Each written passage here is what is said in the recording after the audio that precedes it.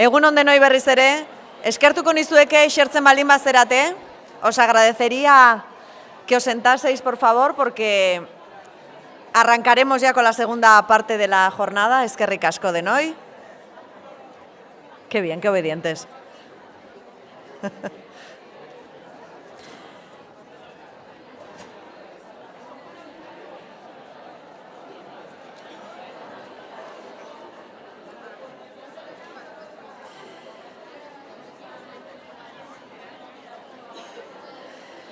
Bueno, orain bai, isiltasun pixka bat eskertuko nizueke, eta hurrengo hitzaldiari emango diogu hasiera. Pablo Nieva hizlariaren eskutik datorkigu. Pablo Nieva Gaztela Mantxako genero indarkeriaren biktima diren adingabekoentzako laguntza psikologikoko zerbitzuaren koordinatzailea da. Gaztela Mantxako emakumearen institutoko aholku batzordeko kide ere bada. Landuko duen gaia, harremana amaitu ondoren indarkeriak jarraitu egiten du bisiten ondorioak aurrengan. La segunda ponencia correrá a cargo de Pablo Nieva, coordinador del Servicio Asistencia Psicológica a menores víctimas de violencia de género en Castilla-La Mancha. Pablo también es miembro del Consejo Asesor del Instituto de la Mujer en Castilla-La Mancha. El tema a tratar en esta ponencia es la violencia continua tras la ruptura, efectos de las visitas en los niños y niñas. Damos un fuerte aplauso a Pablo Nieva. Pablo, aurrera.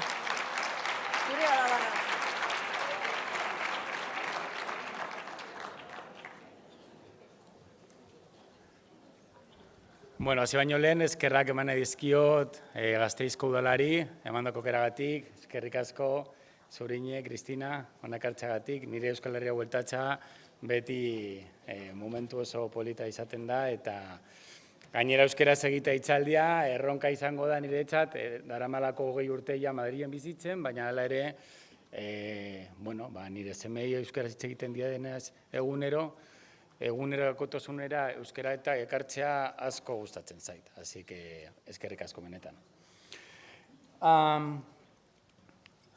Normalean, hitzaldiak hasi baino lehen,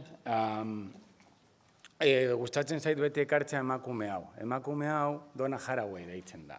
Berak, egoeraren araberako ezagutzaren kontzeptua ekarri zuen. Nola subjetibitatea eta diskurtsoaren balioa arraza, genero, klase soziala, orientazio sexuala, identitate sexualaren arabera balio bat dauka edo bestea.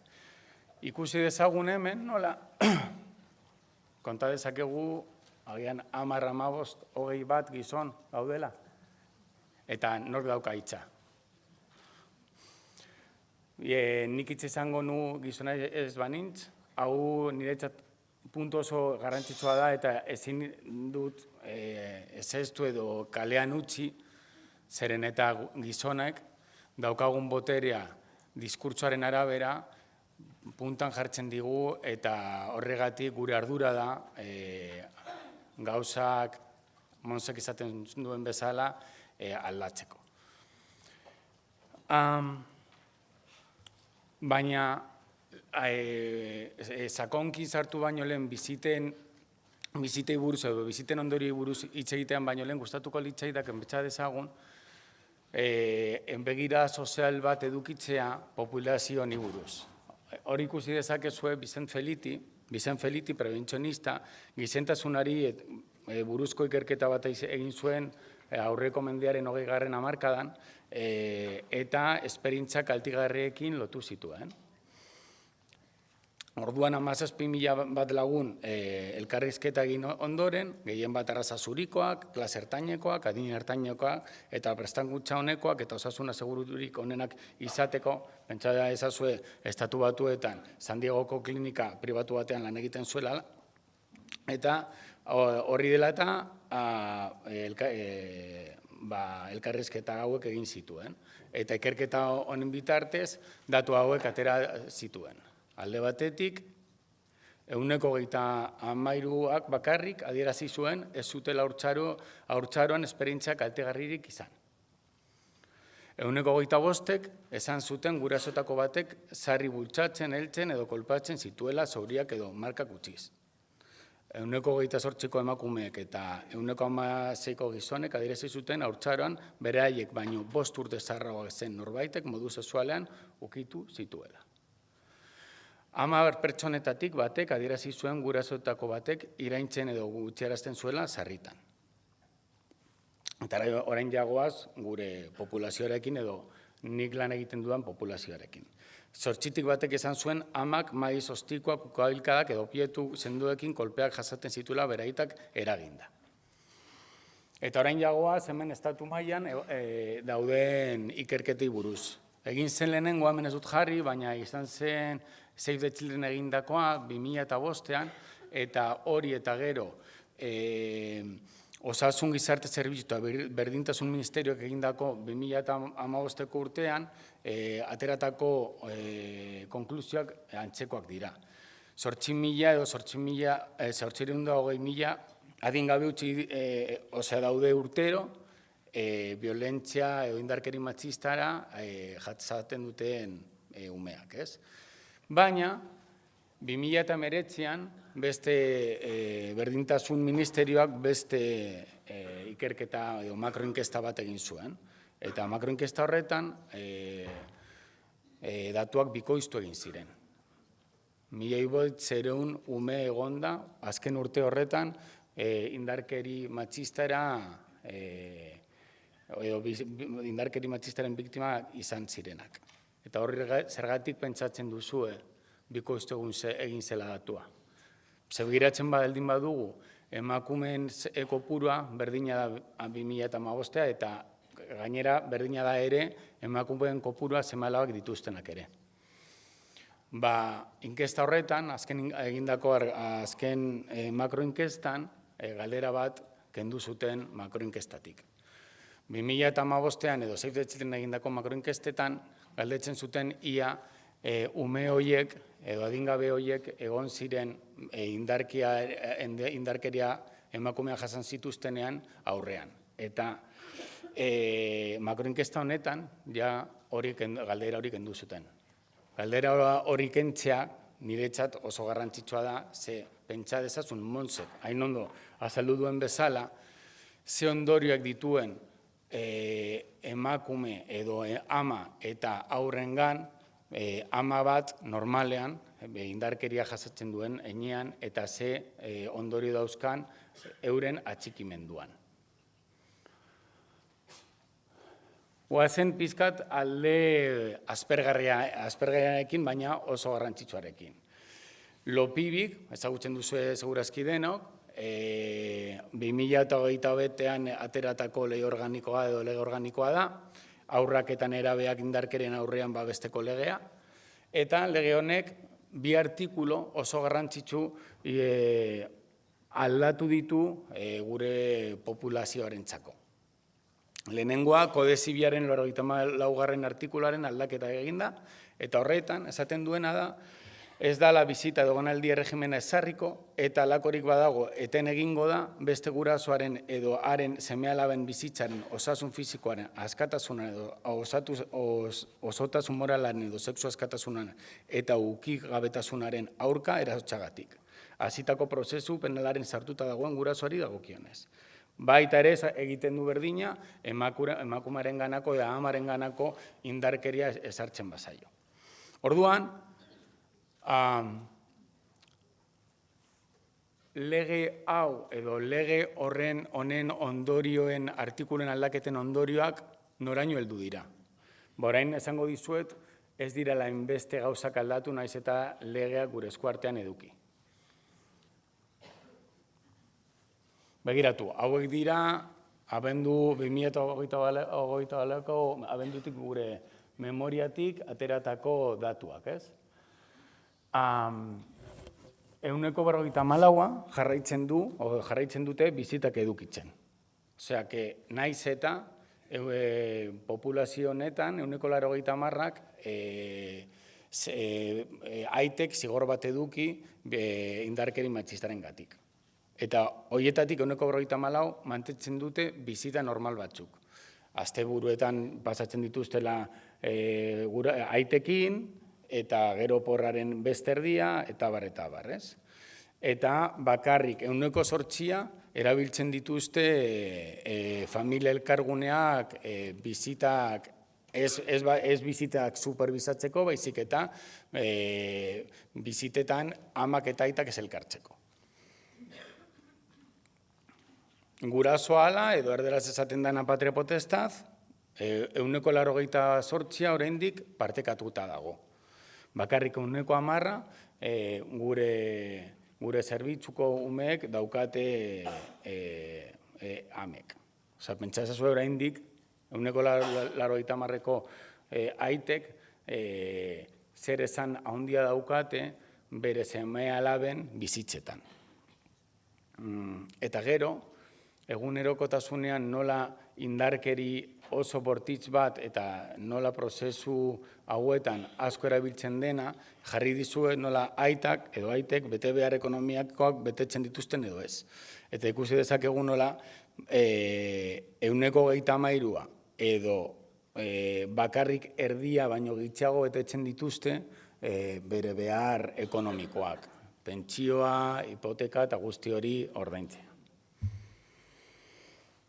Beste artikula, niretzat ere oso garrantzitsua dela eta ziur asko populazio honekin lan egiten duzuenok beldurra ematen dizue eta gehien bat psikologa edo psikologa zaretenok.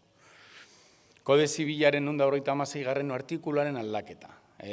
Kondena epaia eman ondoren eta gurasoetako baten aurkako zigor erantzunkizuna aztertzen ez den bitartean, adingabeko seme alaben komunen bizitzan, osotasun fizikoaren, lehen esan dugun bezala, baizik esaten duena da, momentu horietan, aitek ez dutela eskubidea aukeratzeko psikologa, baizik eta eskubide hori bakarrik amengan gelditzen da. Baina gero zehaztu beharko dugu kasu bakoitza nola dagoen. Baita esaten du eta ampliazio bat egiten da 2018ko aldaketa bat egin ondoren eta esaten du. Halaber, aldez aurretik salaketarik jarriz bada ere, emakume genero indarkeriaren zerbitzu espezialitatu baten laguntza jasotzen ari denean, baldin eta zerbitzu horrek egoera oro egiaztatzen duen txostena egiten badu, edo 16 urtetik orako seme alabei laguntza eman behar bat zaie, horien berai eskotakasuna, adostasuna beharko du beti. Zer esan nahi du horrek? Orain ez dugula salaketa behar ja, aldaketa hau edo aitaren baimena edukitzeko. Baina kontu zibili bar gara honekin. Zeren salaketa egon bada eta epaiak zigorrik ez badio jarri, erderaz esaten den bezala sobreseimiento o artxibo de la causa, bi kausu horietan bai eskatzen diegu aitei baimena. Eta nahiko garrantzitsua da, gitxienez hori esan digu gure abokatuen zerbitzua Gaztela Mantxan, zeren eta azken finean epai batek zerbitzu publiko baten aurrean, epaile baten hitza, zerbitzu publiko baten aurrean, edo emakumearekin lan egiten duen indarkeria matxistako zerbitzu publiko baten aurrean, indar gehiago dauka. Eta arazoak aurkitu dezakezue zigorra aurrera joan ez denean. Bi kasu horietan argiko izan behar duzu edo gitxienez. Hori eskatu digute gure abokatuek baimena eskatzea aitei. Hauek dira bi burofax motak, eta, klaro, baimena eskatzen dugunean, 189ko kasuetan, gurasoek, aitek, ezestatzen digute. Ezin dugu beraiekin hasi lanean. Baina, orduan badago beste pausu bat, non nik idatzi baten bitartez, egiten didala amei, eskatu dezakete epaiari, erderaz deitzen da jurisdikzion voluntaria, edo borondatezko jurisdikzioa. Horren bitartez, epaiak amak eta aitak ez direnean konpontzen seme alabekiko konturen batekin, berak erabakiko du zer egin.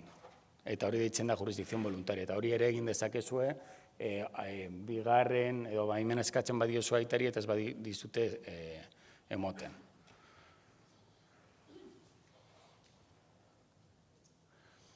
Guazen pizkat, hemen zati hau nahiko azkar pasatuko naiz, Monsek sakonki eta oso ondo azaldu du, baina bai gustatuko leitzaidak uler dezazuen nola aita hauek jabetzen diren seme-alaben buruaz, ez? Eta ze metodo erabiltzen dituzte hau egiteko. Ze, azken finean, Monseke oso ondo azaldu digun bezala, gizon hauek bere egoerak edo egunerakotasun guztiak ezartzeko bere seme-alabei edo emazteari lotura traumatikoaren bitartez izango da erabiliko duten metodo edo egoera normala. Eta nola dau? Izua eragitearen bitartez, biktima bere burua eta gorputza kontrolatzearen bitartez, indarkeria eta gabezi fisikoa eta psikologikoa erabiltzearen bitartez, biktima isolatuz, biktima erasotzailearen mendekoa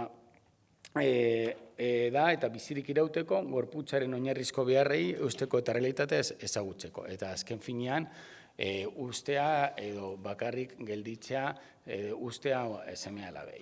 Eta honek, atxikimenduan arazo larriak ekarriko ditu. Atxikimendu normal bat ezin izango dutelako seme-alaba hauek garatu. Eta zen motatako atxikimendua garatuko dute? Atxikimendu desantolatua. Atxikimendu desantolatuak zer dakar? Alde batetik, ezin baditu aurrarengan beharrakase, aurrak atxikimendu ereduak berarengan duen ideia egi bihurtzen hasiko da. Orduan, bere behar fizikoetatik deskonektatuko da. Bere gorputzaren plazer zentrotik deskonektatuko da ere. Eta bere gorputzaren asmoa eta noranbidea galdoko du. Azken finean, bere identitatea desagertuko da.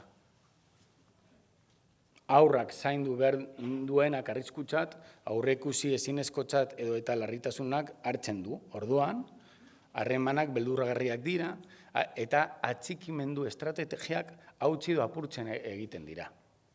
Horregatik, harreman loturaren barruan indarkeria erabiltzen dutenak ere zaintza jokabideak dituzte eta hau erotzen du gehiago umeak. Zezke, gizon hauek ez diote indarkeria ezartzen bere seme-alabei denbora osoan. Badauzkate ere momentu zehatz batzuk non ere zaintzen dituzte. Eta hori desorganizazio gehiago emoten du bere buruen barnean. Zer gehiago dakar atxikimendu desantolatu honek? Alde batetik, ezin ditu edo gizon hauek ezin dituztenez, aurren beharrakase, aurrak orduan atxikimendu ereduak, beraren gana duen ideia egi bihurtuko da.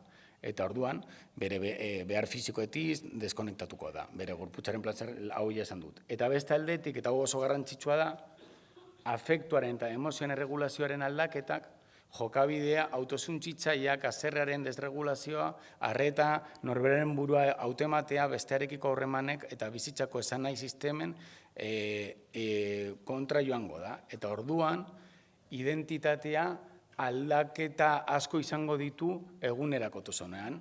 Egun berean, aurra bere burua biktima gisa ikusi dezake, baina minutu batzuk geroago jasarlea edo irainak egiten dituena. Edo bapaten egon daiteke erreskatatzaile bezala. Baina guzti hori deskonektatzen du bere nahietaz eta bere desioetaz. Bueno, orain sartuko gara pizka bat, eta horregatik Zurin eta Kristina nirekin kontaktu ninduten, Gaztela Mantxakin egin dugun ikerketari buruz. Lehen da bizi gauztatuko litzaidake kontatzea, zein izan zen gure motivazioa ikerketa hau egiteko, ez? Biziten ondorioak edo aita hauekin biziten ondorioei buruzko ikerketa. Aldi batetik, konturat edo klinikan gure egunerakotasunean ikusten genuen adingabeek bizita regimena mantentzen zuten kasuak kronifikatzen zirela eta kostatzen zitzaigula askoz gehiago altak emotea. Pentsazazue, zerbitzu hau daramala 17 bat urtea. Eta ni hasieratik beti ikusi dut nola ezberdintasun nabarmena zegoela, bizita gabe zeuden umeak askoz lehenago altak ematen eta hobetzen zirela beste taldearekin konparatuz. Edo bizitak zituzten taldearekin konparatuz. Orduan, esaten dizuedan bezala, sintomatologia klinikoaren faseak errepikatzea aitekiko bizitetik itzultzen diren aurretan. Eta indarkeriazko jokadibideak, normalizatzea eta genero rol tradizionalagoak sortzen dituzten identitateak eraikitzen laguntzea. Bizitetako adingaben amak berriro oso ondo Monsek azaldu digun bezala berriro biktimatzea. Eta baita ere, berak azaldu digun bezala, ama eta seme-alaben arteko lotura osasuntxoa eraikitzeko zailtasuna, beraz traumaren eraginpean egoteren mende geratzen da. Pentsazazue eta hau ja beste ikuspuntu batetik, ikerketa asko egin dira atxikimendua eta indarkeriaren arteko loturak nola ikusten dira gure nerviosisteman. Eta ikusi da nola atxikimendu ariarekin daukan gure burmuineko zatiak amatatzen diren maltratuaren edo indarkeriaren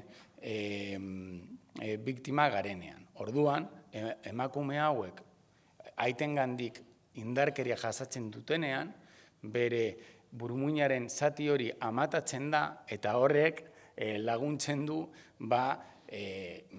bere umeak zaintzeko zailtasuna handiak izatea. Pentsazazue, azken finean, Monsek esan duen bezala, zuk indarkeriaren biktima zarenean, zure nahi bakarra da, biktimaren edo indarkeria sartzen duen gizonaren gandik babestea. Eta zaintzen zure karguzeko umeak edo seme-alabak alde batean gelditzen direla. Baina, berriro esango dut, naiz eta Mons askotan errepiketa, pentsatun nork daukan honen ardura. Gizonek daukagu ardura bakarra. Egin genituen bi hipotesiak eta erabili ditugun tresnak. Zergatik ez da nagertu hor. Hor. Aitarekin ikuskapenik gabeko bizitak egiten dituzten adingabek, sintoma gehiago pairatuko dituzte aitarekin bizitak izan gabe gitzuenez 3 hilabete daramaten adiganben talderekin alderatuta. Bizitak izan gabe, gutxienez 3 hilabete daramaten adingabeko taldeko amek, puntuazio altua emango dute, amatasun gaitasunean, ebaluazio eskalan. Adingabekin ikuskatuko gabeko bizitak egiten dituzten aitekin alderatuta. Horretarako, bi eskalauak pasatu dizkiogu. Hau izan zen, egin genuen ikerketaren lehen zatia. Transversala, bi taldeak konparatuz eta longitudinala ere. 2021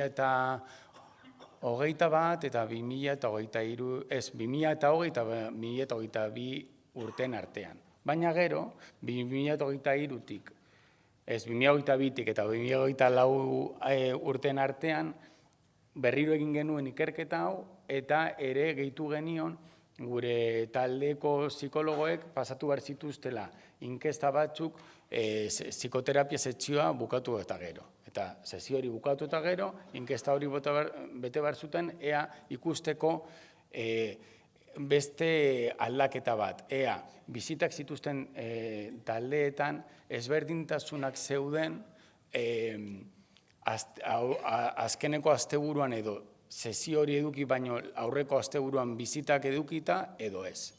Ea ezberdintasunak zeuden edo ez.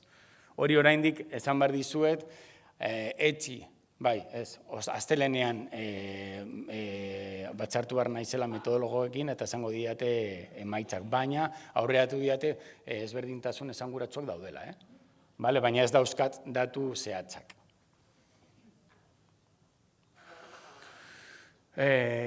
Baina datu kuantitatiboetan sartu baino lehen gustatuko litzaidake lortutako ondorio kualitatiboak azaltzea. Ze hori da gure klinikako egunerako datuzunean gehien ikusten dugun gauza. Eta errezagoa egiten zait niri metodologo ez naizenez eta ikertzailea ere ez, baina metodologo ikerketa lan bat egin dugunez, azaldu behar dugu ere alde kuantitatiboa, baina alde kualitatiboa eta biziten etapak, edo bizitetatik etortzen diren etapak ikusi kontatzea oso edo azaltzea oso interesgarria iruditzen zait. Zergatik, hau populazio honekin lan egiten duzunean askotan errepikatzen delako. Orduan, ikusi ditugu normalean bizitetatik etortzen direnen haurrak 4 etapa ezberdin dituztela. Alde batetik, itxulera, egoera disoziatibo batean ematen da. Pentsa ezazue normalean, asteburutik etorri direnean, irainak edo indarkeriara edo indarkeria jasatzen duten egoera askotan egoten direla. Gero, bigarren etapa, amaren aurkako adierazpen bortitzak egiten hasten dira. Eta hau, lotura asko dauka Monsek azaldu duen gauza batekin. Azken finean, gero sakonduko dugu, egin dut diapositiba zehatz bat honetako, baina atxikimendua apurtzen denean, indarkeria jasatzen dugulako, ume haue dituzten estrategiak atxikimendua birsortzeko dituzten estrategiak indarkeriarekin zerikusia daukate. Eta gizonek emandako estrategiekin. 3. etapa, amarekin egindako biziten 2. 3. egunean, adingabearen ohikoak diren jokabideak izaten hasten dira, eta 4. aitarekin bizitarako itzultzeko, datak hurbiltzen denean, sintoma hurrengo diapositiboan ikusiko dituzu. Bueno, lehenengo etapa, biziten itzulera. Adingabeek aitarekin egotetik itzultzen direnean, egoera disoziatiboetan itzultzen dira. Hipoaktibatuak, pentsa ezazue gauza bat. Eta badago autore oso interesgarri bat, deitzen dela Bessel van der Kolk, badago liburu bat erderaz El cuerpo lleva la cuenta, honi buruz hausnarketa eta ikerketa asko egin dituena, konturatu egin zala,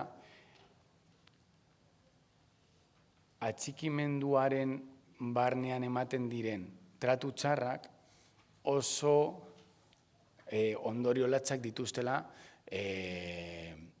ume hauen sistema nervioso. Eta hori oso argi behar duzue, zeren horrek ikuspegi bat, edo osasun ikuspegi bat ere ematen digu. Nola, normalean, indarkeria jasaten duten umeak, sistema nervioso autonomo parasimpatikoa aktibatzen zaie hortik atera ezin direnean. Eta orduan guztik, ailegatzen dira bizitetatik, robot bat izango balitz bezala. Erantzun automatikoak emanez.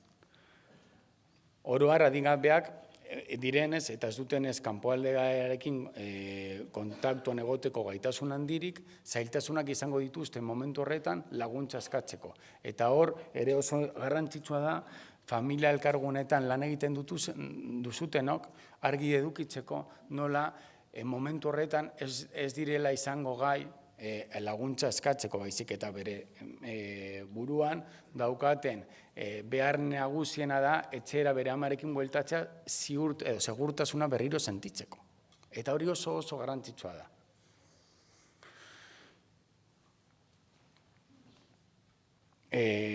Disoziazioa horregatik konturatu gabe edo oharkabean pasa daiteke. Uneari egokitutako erantzun gisa. Hau da, azaldu dizudana orain. Gurasoekiko edo aitekiko asteburuan egindako galderen adibidea. hau ez dakiz zergatik. Lautada etapa. Ez, dezengo kontasunen adierazpena, da bigarren etapa, bale? Orduan, etapa honetan, haurren jokabideak aldatu egiten dira. Normalean, ame kontatzen digute, igande gauean, ordu batzuk igaroztean, beraiekin edo astelen arratsaldean eskolatik etorrita gero, haurren jokabidea aldatu egiten dela, eta amaren aurkako adierazpen bortitzak egiten dituztela. Normalean, aitarekin amaren aurka indarkerek erabiltzen ikasitako hitzak eta irainak izan daitezke ere. Bale? Baina, hemen pentsa genezake, erabilera hau bakarrik ikasita dela eta identifikazio normal bat izango balitz bezala eta horregatik errepikazio bat izango balitz bezala egiten dutela. Baina azalpen sendoago edo azalpen sendoago bat eman behar diogula nik uste dut honi buruz. Alde batetik ez dira bakarrik ikasitako hitzak errepikatzen dituztenak, baizik eta pentsa ezazue, ume hauek amaren gandiko sentitzen duten atxikimendua asteburu horietan edo opor horietan apurtzen direla. Eta nola ikasi dute ume hauek atxikimendu hori bir sortzen edo berriro sentitzen? Indarkeriaren bitartez. Orduan, eramaten dituzte bere amak iraina edo indarkerie fizikoaren bitartez oso eora latzetara sentituz edo hau askotan amek esaten diguten klinikan bezala, vas a ver cómo me porto muy mal para saber que vas a estar ahí a pesar de todo. Ez? Eta horrela, bi edo hiru egun jokabide hauek errepikatu eta gero eta atxikimendu ziurra berriro beranganatzen dituztenean, jokabide hauek murrizten dira. Eta indarkeria erabiltzeko modua ere ikusiko dugu nola generoaren arabera ezberdinak izango direla. Neskek normalean irainak erabiliko dituzte eta mutilek berriz indarkeri fizikoa. Eta gero ja, asteazken osteguna ailegatzen denean, ailegatzen da lautada etapa. Biziteetatik, itzutzen denetik, bizpahiru egunetan, amaren eta seme-alaben artean, lotura edo atxikimendu hori berrezartzen den neurrian, ikus daitekeenez, aidengabek jokabide ohikoa eta normalizatuagoa eta ezain bortitzak erakusten dute. Haurren buruan barneredu operatiboak seguruak berrerazten dituzte. Ama galtzeko mehatxuak behera egiten duelako. Pentsazazue beraientzako aitekin daudenean, askotan ez bakarrik irainak baizik eta amaren bizitzako mehatxuak entzuten dituztela. Eta mehatxu horiek bere barne eredu operatiboak edo atxikimenduaren barne eredu operatiboak izango litzatekela gu nagusiak garenean ez dugu hori behar, baina aurrak garenean gure atxikimendu figuren ganako eredu horiek behar ditugu ziurtasuna sentitzeko. Eta hori apurtzen bada, entzuten ari garelako denbora osoan, amaren gana joango naiz eta irainduko dut edo akatuko dut, hori ondorio latzak dauzka ama eta seme-alaben atxikimenduaren gana. Edo atxikimenduan. Eta gero, ailegatzen gara aurrerapen etapara. Aurrak biziten data hurbiltzen denean gaizki sentitzen hasten dira. Claro, antizipatzen dute trauma gertatuko dela berriro. Orduan horietako askok ezin dute ondoeza arreazionalki landu, ez da miosonalki ere, eta somatitatzen hasten dira. Sintoma ezberdinak egiten. Eta baita ere, psikologikoki sintomak egiten dituzte. Antsietatea, izu erasoak, enurezia, arreta mantentzeko gaitasuna ekeza, eta egiturak eta disoziazio nabarmena eginez. Guazen orain? Bale, ordu laurden bat gehiago, ezta? Bale, ondo noa. Ikerketen emaitz kuantitatiboak. Hauek irakurriko ditut, gero nahi baduzu ere, PowerPointa Kristina eta zurin ere pasatu aldiet gero nahi baduzu ikerketaren aldetik emaitzak edukitzeko. Horregatik ez zaiten importantea iruditzen zati hau.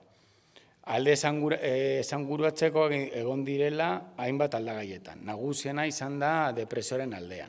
Tratu txarren esperimentazioa luzearekin hasten diren adingabek bizitzaren ideia grisagoa eta itxaropen pobreagoak garatzen dituzte. Hori ere, zenaren bitartez frogatu egin dugu.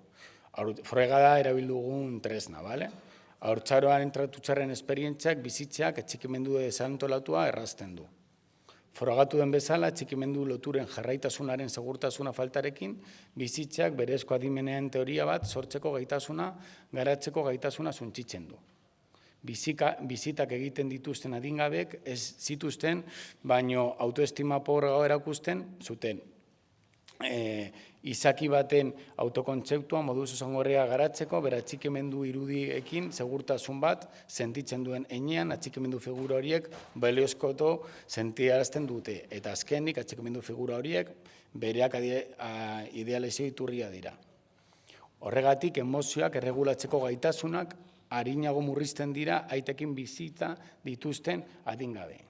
Klaro, pentsa ezazue, ume hauek ere amei gertatzen zaien bezala, indarkeriaren aurrean jasatzen dituzten egoera guztiak errepikatzen diren heinean, horrek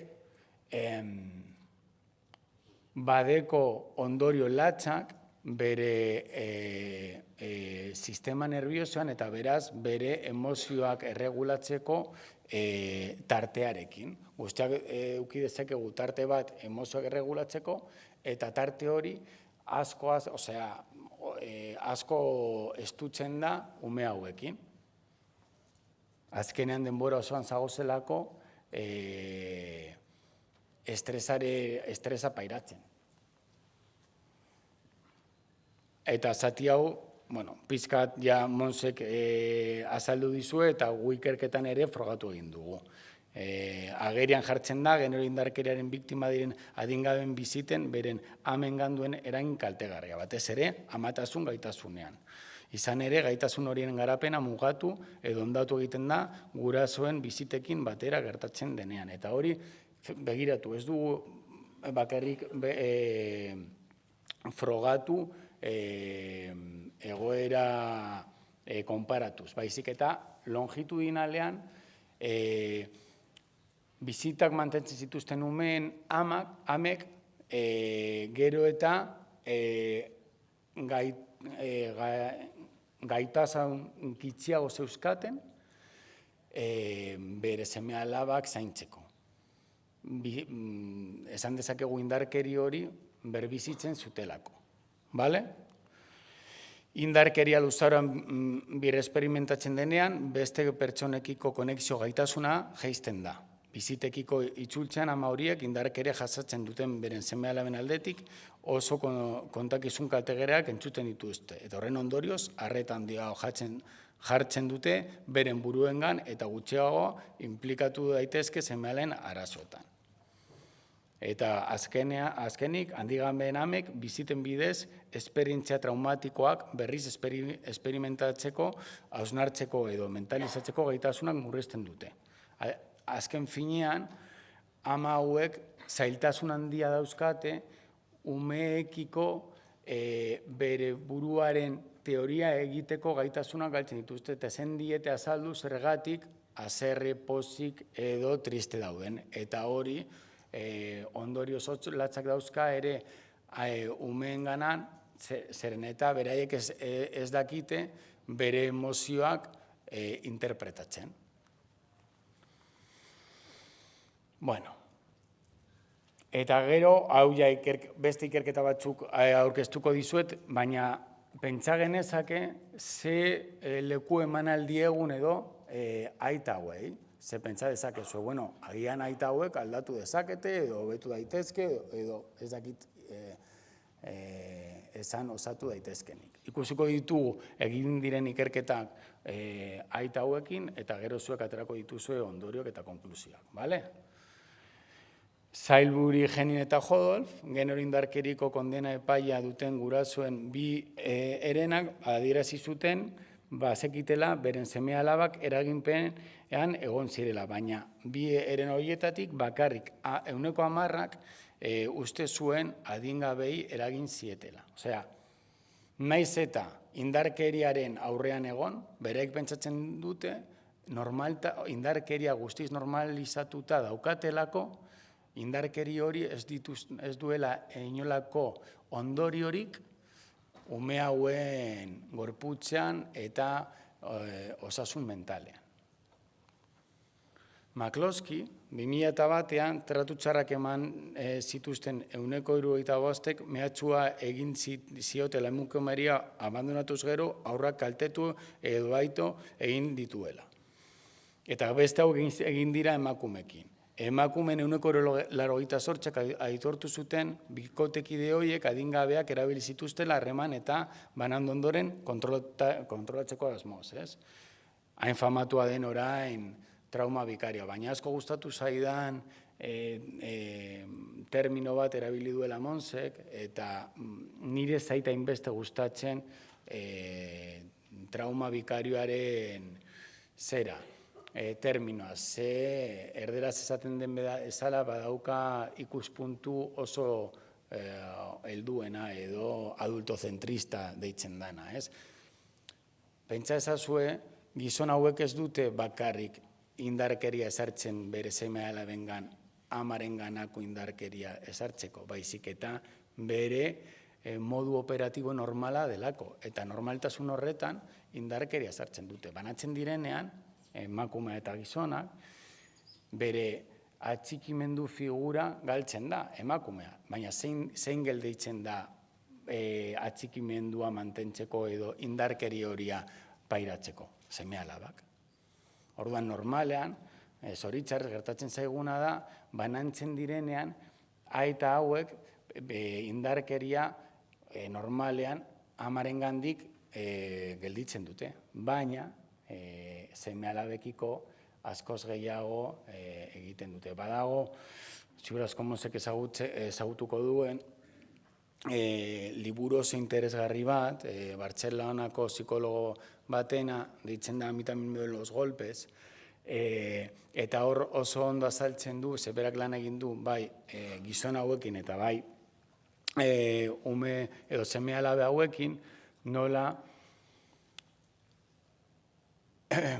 gizon hauek kondenatuta edo zigortuta edo amarengandik banatzen direnean, biktima gisa ikusten dutela bere burua. Eta momentu horretan guztiz normalizatuta daukatela indarkeri hori bere seme-alabengan ezartzeko. Baina esan dezakezue, bueno, egon daiteke baten bat aldatuko dela. Ba, bueno, egin diren ikerketak esaten digutela bakarrik, borondatez eta tratamendu psikologikoa ordainduta erabakitzen duten gizonek, 25%ek soilik murrizten dituztela jokabide bortitzak. Eta gure klinikan egunerokotasunean ikusten duguna, da bikotearen aurkako indarkeria oso zaila dela aldatzea. Eta aitaren urrengo bikote kidearen aurkako beste eraso batzuek jasateko probabilitate oso altua izango dela. Vale? Konklusioak eta ja emango dizuet hitza, 5 minutu ia lehenago. Kodia Zibilaren 94. artikuluaren aldaketarekin zerikusia duten ez da guztiz aplikatzen. Gogoratu gure memorian kodatuek 56% mantentzen dituela bizita normalak aitekiko. Ez aplikatzearen eraginak ondorio zuzenak dituela handiganbean osasun mentalan, amen osasun mentalean, eta ama eta semeen arteko lotura de txekimendu kalitatean. Ikerketa honetan aztertu ez den arren, klinikak erakusten digu adingabek gurasoekin egiten dituzten, edo aitekin egiten dituzten biziten eraginpean egoteak, genero identitate tradizionalagoak garatzen laguntzen dutela aurretan. Gatazkak konpontzeko modu gisa indarkeria maiz hau erabiltzen dituztelako. Bere aitek horrela erakatsi dietelako. Eta neskek urkoan edo zaintzari lehentasuna ematen diotela, mendetasun identitateak gara ditzaketelako bere amari laguntzeko. Beraz, profesional guztio eskatzen digu legea aplikatzearen alde lan egiteko. Osasunaren, hezkuntzaren, gizarte balabideen eta nola ez justiziaren arloetan, profesionalei lopibi mesedez kontutan hartu eta aplikatu. Eta azkena, eta honi buruz ere, behar asko eztabaidatu dezakegu, baina gure ikuspuntua gizonekiko egindako ikerketekin ikusita azalduko dizuet.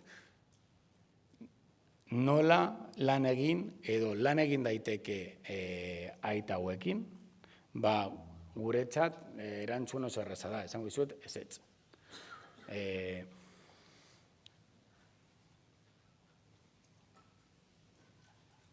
Pentsa ezazue, guretzat, psikologoentzako daukagun tresna garrantzitsuena dela enkuadre terapeutiko. Erabaki nor etortzen den, noiz eta nola. Eta erabaki normalean bizitak dituzten aurrak, o aurren aitak, sartzen baditu gure kontsultetan, boterea den erlazio hori ez dugu edo ez diogu beste pisu bat emango. Eta jarraituko dugu aita baieztatzen bere indarkeria ezartzeko. Horregatik, gure ikuspuntutik, ezinbestekoa da aitak eta kodigo deontologikoa usten digun bitartean eta 156. artikulua, kodigo zibilaren 156. artikulua usten digun bitartean, aita hauek kontsultetatik guztiz ateratzea pisu hori orekatzeko eta botere hori orekatzeko. Eta honekin ja bukatu dut eta emango dizuet hitza. Mila esker.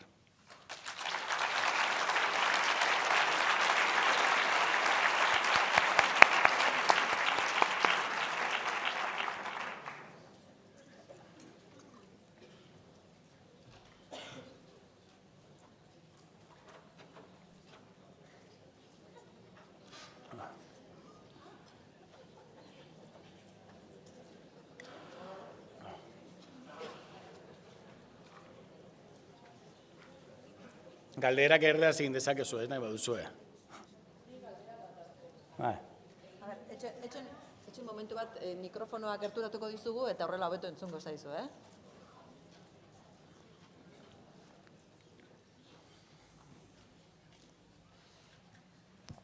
Egin dugu lana umea bere emozioak ateratzen duenean, baina barrurantz aukitzen duenean, notakonak ateratzen du eskolan, autoexigente da berarentzako, asko zailago da berarekin lan egitea, hori bakarri zen galdera. Eta oso galdera ona. Pentsa ezazu normalean, hori ez dut jarri, baina jarri genezake, askoz ere mutil gehiago sartzen dira gure zerbitzuan neskak baino. Zergatik, sintoma hauek normalean neskak gehiago ateratzen dituztelako. Hiperadaptazio hori neskengan ematen delako. Horregatik, nola lan egin hori gure kontsultetan, oso galdera ona. Alde batetik, bere desioa erdian jarri behar dugu. Eta saiatu behar gara, ez bakarrik laguntzen aukeratzen zertara jokatuko dugun kontsultan, baizik eta laguntzen espazioa hartzen, kontsultako espazioz gelditzea bakarrik eskina batean. Baita, kontutan hartzea bere desioa.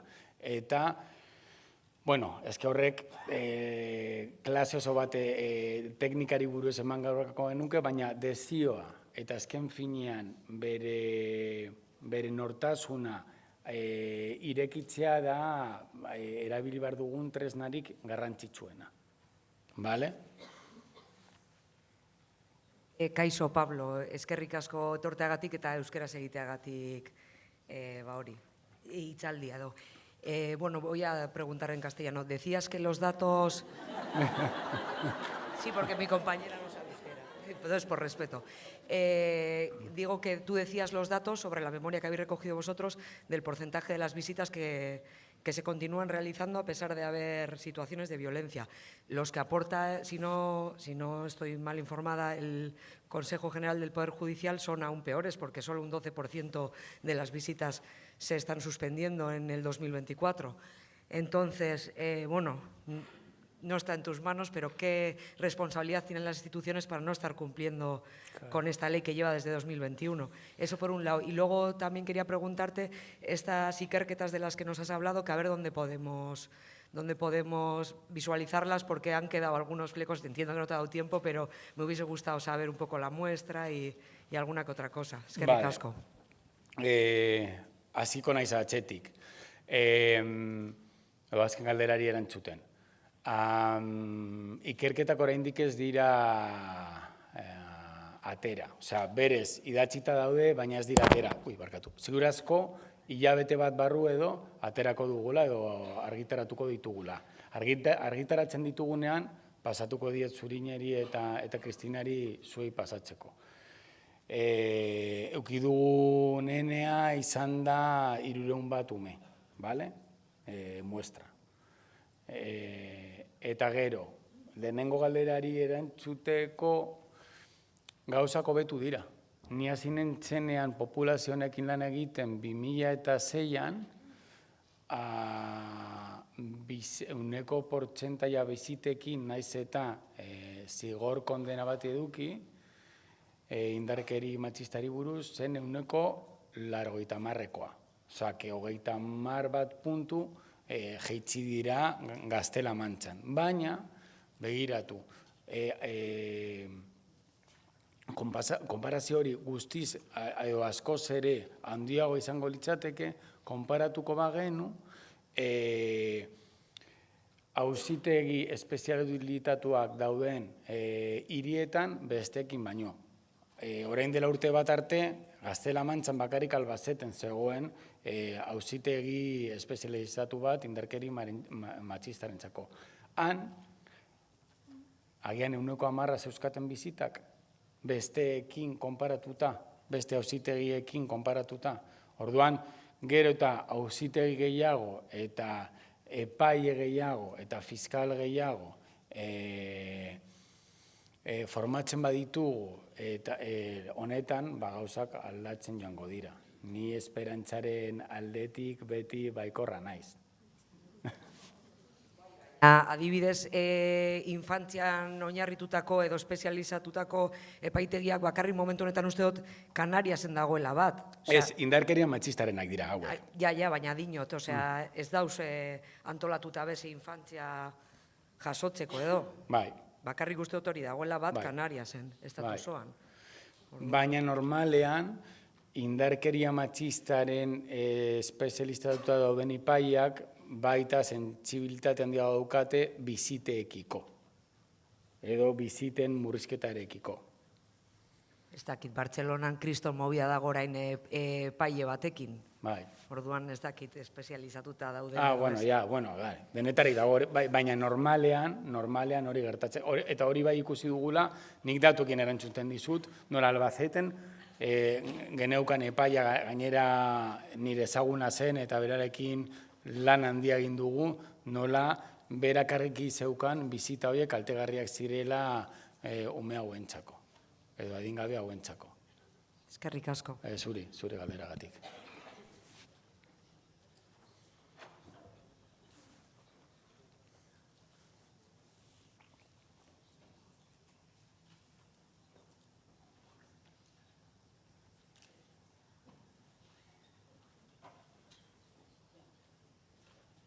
Normalean saiatzen naiz, hitzaldirako daukadan denbora prestatuta murrizten, gehien bat gizona naizelako eta nahiago dudalako zuek eta emakumeak zarete hobe hitza edukitzeko.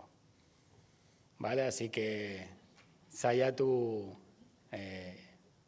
berbetan.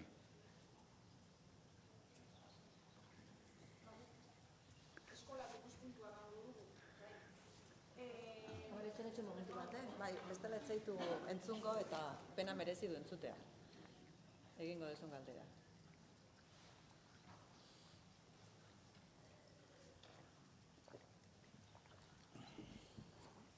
Bueno, guk eskolako ikuspuntua emango dugu, bale? Ez daukagu horrela galdera zehatzik igual akaso aterako dira, baina, bueno, zure hitzaldia entzun da gero, guk hori jasaten dugu egunero. Gure ikastetxearen ondoan eraiki dute eraikuntza bat, vivienda sozial, bueno, eta bapatean aurrekurtean hasi ziren ekartzen matrikulazio pila bat, eta emakume guztiak, bueno, 5 gutxienez, gogoratzen ditudanak, etorri ziren orden de alejamiento edo, bueno, horrelako dokumentuekin. Eta horietatik asko hezkuntza premia berezitakoak dira umea gainera. Orduan, bapatean, aurten, Excel bat egin behar izan dugu, jakiteko ze amek daukaten urruntze agindua, ze ikaslek daukaten urruntze agindua, noiz kadukatzen diren gu jakiteko zeintzu diren pausoak, ezberdina dira, bueno, kaos bat izaten ari da. Aita bat gerturatu da eskolara, horrek suposatu duena, bale. Orduan, ikusten ditugu, momentu batzuk ditugula, zuk esan duzun bezala bizitekin, argi eta garbi ikusten dugu astelenetan ze ume datorren apurtuta. Eta ostiraletan, ostegunetan jazten gara somatzen, zein doan, etxo polvo. Astelenetan, igual, ditugu bulegoan, egu gara aholkularia ikasketa burua, gizarte langile bat kontratatu duguna elkarte batetik, zenbat ume ditugun gure bulegoetan lanean, gurekin hitz egiten lanean, ezin dutelako gelan egon. Osea, ezin dute gelan egon, ezin dute beste hogeirekin gela konpartitu, ondokoa jotzen dutelako, baina jo violentzia batekin, osea, ja, beldurtzekoa. Orain egon gara, burura etorri zaigu egun bat, 9 irakasle atera behar izan ginela patiora, 4 pertsonen arteko borroka bat gelditzera. 3 horietatik genero violentziarekin lotutako kasuak. Eta denak mutilak. Denak. Zer suposatzen du horrek? 9 irakasle egotea patioan ezin eutxita umeak, beraien artean jotzen, azkenean guri jotzen. Bueno, osea, kaos bat, inguruko ume guztiak hori ikusten. Da, gero eta violentzia fisiko eta berbala handiagoa daukagu, eta ez dakigu oso ondo nola kudeatu hau guztia. Ze, instituzio eta, gizarte zerbitzuetan, eta hemen ezagun asko ditugu, izugarrizko lana egiten ari dira, baina familia asko eta asko ez dira heltzen konfiantza guztia izatera. Emakume askok beldurra dituzte, umeak hartatuta ez daude. Ez daude. Eta ez dutelako beraien lan ondo egiten, Osea, hor ditugulako erresistentzia pilo bat, beldurra asko. Eta eskoletako errealitatea dago guztiz aldatzen, umeengan, baina ez irakasleongan. Eta ez gaude prestatuta etortzen ari zaigun olatu guzti honi eusteko. Ez dakigu zer egin. Guk entzuten ditugu umeak, baina ez heltzen gara etxera jota. Ze badakigu eta beraiek batzu konstiente dira, etzi joango naiz aitarekin eta esango ditau eta bestea eta bestea eta bestea.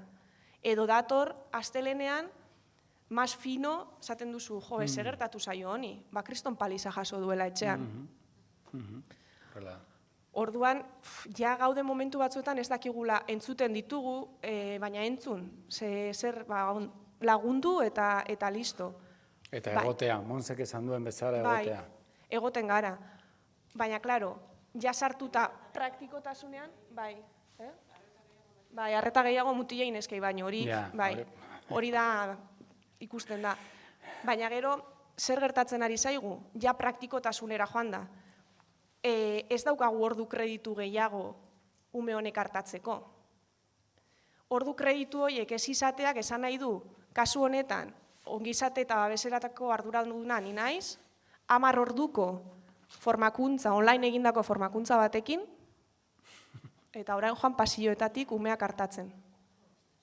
Gehi, ditudan beste baliabide, beste funtzio guztiak betetzen. Eskerrak ekipo nahiko potentea daukagula eskolan eta saiatzen gara den ateratzen, baina ezin da. Eta ordu kreditu horiek ez badigizkigute ematen eta ez badira konstiente goikoak eskoletan daukagun errealitate guzti hau nola hartatu, ikerketa horien datuak geroz eta gorago joango dira. ze ezin da gelditu. Hartatu bai, egon bai, baina eske izugarrizko aldaketa eman behar da instituzionalki eta ikusi momentu honetan hezkuntzan daukagula giltza. Eta hor sartu behar saretela gizarte zerbitzuak, sartu behar direla psikologoak eta sartu behar direla beste hainbat profesional irakasleak ez garenak. Eta guk egingo dugu, eta hartatuko ditugu eta egongo gara hor. Baina guk behar dugu beste pertsona batzuk ondoan hau guztia aurrera eramateko. Eta datu horiek goratz joan beharrean berantz joateko. Edo hor dauden datuei benetan ongi hartatzeko. Orduan hori da gu heldu garen pixka bat konklusiora. Eta benetan politika sozialak hezkuntzarekin eta beste hainbat gauzekin batera joan behar garela. Ezin dugula eskola batean inguruan ditugun etxe guzti sozialak ondo hartatu. Osea, ezin da.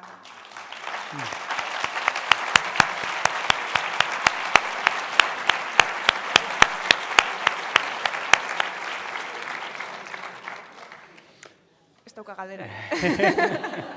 Mila galdera gure lana aurrera eramateko egunero, baina bueno. Eta esan duzuna ikusten da argi eta garbi, astelenetik ostiralera. Eta oporrak etortzen direnean. Gabonak baino lehen, gugoaz 3 urte gutxienez, olentzero eguneko edo neguko festako egunean, bulegoetatik ez garela ateratzen indarkeriaren notifikazioak edo gizarte zerbitzuekin gaudelako, zerbait bereziki larria gertatzen delako. Aurten kustodia retirada bat. Eta goin aste santua dator, eta ja ume bat, ja badakigu nor, ama bizitatzera joan behar da, hau beste bebai, violentzia genero, aitarekin dago, ze amak beste arazoz batzuk izan ditu, eta ja hasiko da ume hori, gure bulegoan pasatzen asteko 3 egun. Eta hori horrela da. Horrela da. Gainera gure beldurrara ere mutiloiek azkenean oso violentoak dira, eta jarraitzen dute izaten, eta etorkizunean izango dira. Eta nik uste dut, handik hasi beharko ginatekela ere zerbait aldatzen, bestela honekin jarraituko dugu sekulan sekulorun. Eta neska horiek ere igual, ere bilatuko dituzte igual perfil horiek, eta orduan hor, ere bai, ez kontuan hartzeko, ere bai. Hala, pentsa ezazue, berdintasunaren ministerioak egindako azken makroinkestan, hitz egiten zuela, eta horregatik pentsa ezazue aurrekin lan egiten duzuenok, Estatu Batuan azken urtean egin zen makroinkesta urtean, 2019an, 1.000.000 ume pairatu zutela indarkeria edo egon zirela nola ikusten bere amek pairatzen zituzten indarkeri hori, ez? Orduan, kopuru hori eraman da klase batera, ziurazko ateratzen direla 2 edo 3 ume, klase bakoitzean. Horregatik, ikuspuntu hau argo ikusita ere errestasun handia izango dugu gitxienez diagnostikatzeko. Eta gero, politikariei horrelako zerbitzuak hobetzeko eta handitzeko leku bat edukitzeko guzti hori edo guzti horretatik osatzeko. Ebaluazio bilerekin gabiltza eta atzo izan genuen bat, gela batean ditugu 6 kasu berezi tankera honetakoak. 6 kasu. Karo, momentu honetan familia bat behintzat daukagu izugarrizko, aita hor dabil lortu nahian bere gauzak, eta karo, irakasle horri, 24 ikasle ditu, bikoizten zaizkio bilerak.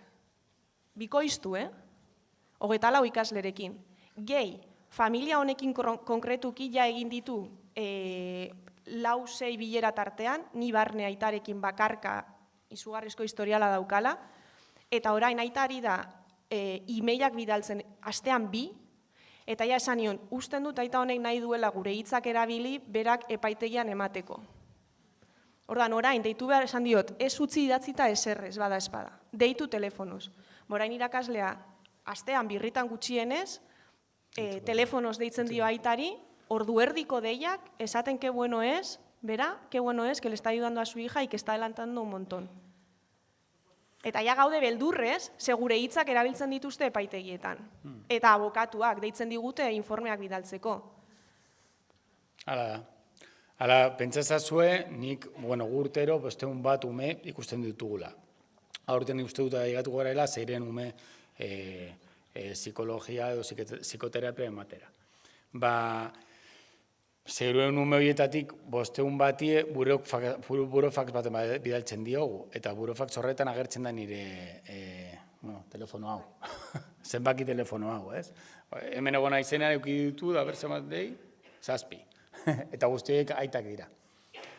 Deitzen didatenean, ez dute jakin nahi bere seme-alaben osasunaren gatik, edo osasun mentalaren gatik, baizik eta nahi dute bere helburuari buruz hitz egin, eta txakurrak bezala txisa egin, eta markatu, eta indarkeria ezarri, eta alden neurrian psikoterapia espazioa kutsatu.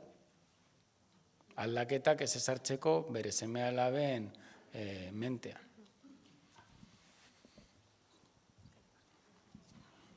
Eskerrik asko, mila esker, benetan.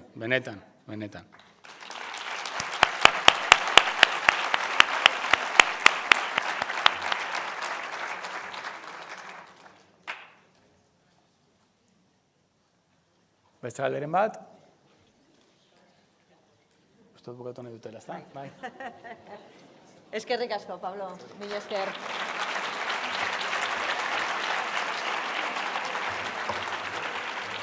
Baize, aurrera jarraitu behar dugu, 12:00 dira, eta orain erronka mailaren unea iritsi da. Tenemos esta mesa que la va a moderar Ollane Ruiz de Apodaca, pero también estarán, vamos a presentarlas y vayan subiendo al escenario. Ellas son Ainhoa Zabaleta, Mariló Fernández, Camino Méndez, Irache Porras y Jennifer Gómez. Un fuerte aplauso para ellas.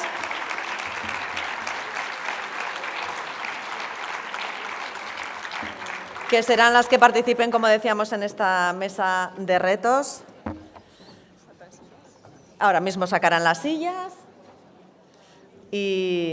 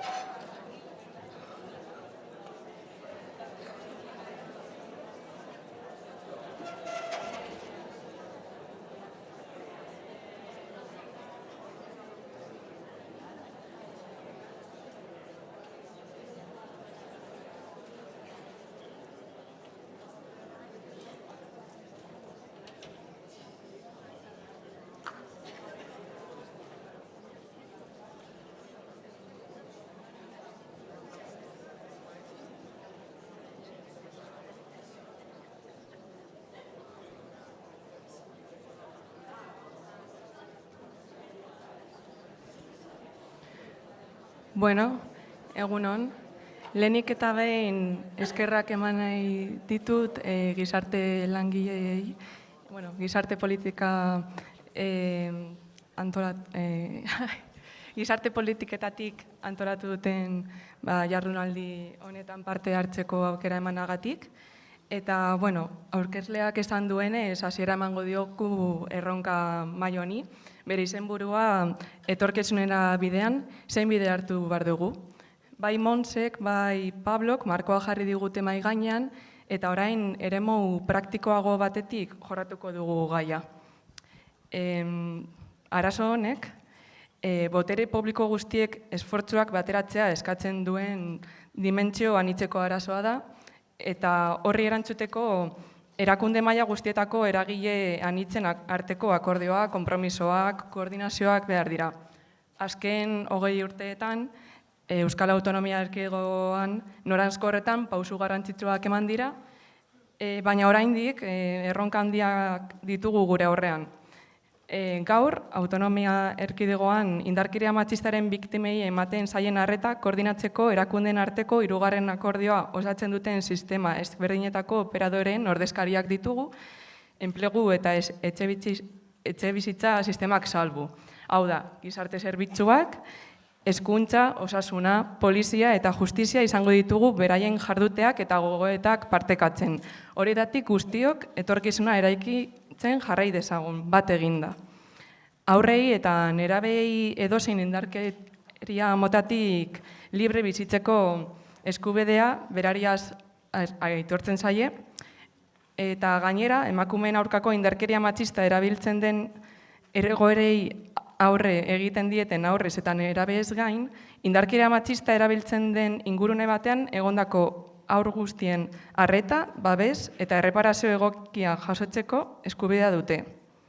Behar bezalako erantzuna emateko eta biktimizazio sekundarioa sor dezaketen jarduketak saihesteko, operadore eskuhartzaileak ukitzen dituen indarkeria mota zehatz guztiak ezagutzen dituztela eta guztietarako arreta eskaintzen dutela bermatu behar dute.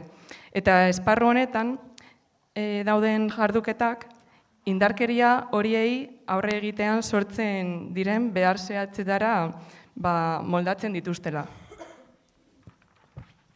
Era berean, garrantzitsua da biktimen gaitasunean oinarritutako banakako planak diseinatzea, arriskuen kudeaketarako hainbat aukera dituena eta beraien burua babesteko ahalmena bultzatzen duena, gainera adingabeen interes gorena ere gidalerro bat izan da.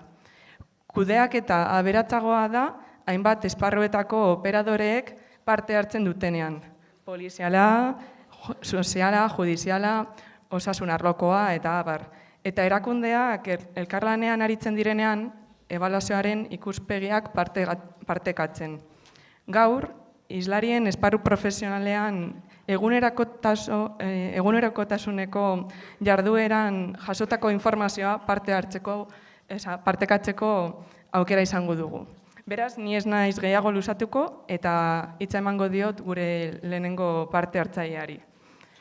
Gizarte zerbitzuetatik, Iratze Porras daukagu gurekin, bera psikologian lizentziatua da, también tiene el máster en sociología, formación continuada con diversos cursos sobre servicios sociales y desprotección infantil, y actualmente es psicóloga en el Servicio Municipal de Infancia y Familia del Ayuntamiento de Vitoria-Gasteiz, además de ser responsable de la Unidad de Valoración del Servicio de Infancia y Familia. Entonces, Iratze, es tuya la palabra. Eskerrik asko. ¿Entzuten da? Vale. Da la impresión de que no. Bueno, es que no. Solo me escuchan los de la primera fila. Ahora sí. Vale. Bueno, pues eskerrik asko y egun on guztioi. Bueno, el encarguito que nos han trasladado Cristina y Suriñe, a mí me ha parecido como un pelín ambicioso el tema de qué ruta seguir en la intervención de servicios sociales en 15 minutos. Y además pedírmelo a mí, que yo no tengo capacidad para hacer esto, ¿no? Pero, visto lo visto, pues he pensado en hablar un poco pues, muy desde la intervención más del día a día, porque ojo, nos lo habéis contextualizado, pero maravillosamente, de verdad, de Pablo y Monse, que es que era escuchar, ¿no?, lo que estamos viendo pues, en el día a día de la intervención, ¿no? Un poco, pues quizá un toque de atención sobre 3 aspectos que yo creo que tendrían que ser primordiales en nuestra atención, ¿no? Los servicios sociales, bueno, yo trabajo en el servicio de infancia, como bien ha comentado. Nosotras trabajamos en situaciones que están calificadas como riesgo moderado para las personas menores de edad. Vale. Nos llegan en diferentes momentos y por diferentes vías, ¿no? Muchas veces por otros servicios que están aquí representados. Y muchas veces atendemos situaciones de violencia de género por diferentes motivos, porque nos llega quizá a veces la demanda explícita de que existe una situación de violencia de género por parte de la madre víctima y una necesidad de acompañamiento en ese proceso de separación de protección de ella misma y de sus hijas e hijos, pero también en otras muchas ocasiones porque nos salta la sintomatología de la situación de violencia que se está viviendo o que se ha vivido en el pasado o que se sigue viviendo a través de las situaciones de visitas por parte de las niñas y los niños. Esta sintomatología nos llega, ahí se pone el sistema un poco, ¿no?, a mirar qué es lo que está pasando, y a veces nos llegan con nombre de aquí existe una situación de violencia de género y por eso está pasando esto, y otras veces no. Y otras veces no, nos llegan, empezamos a ver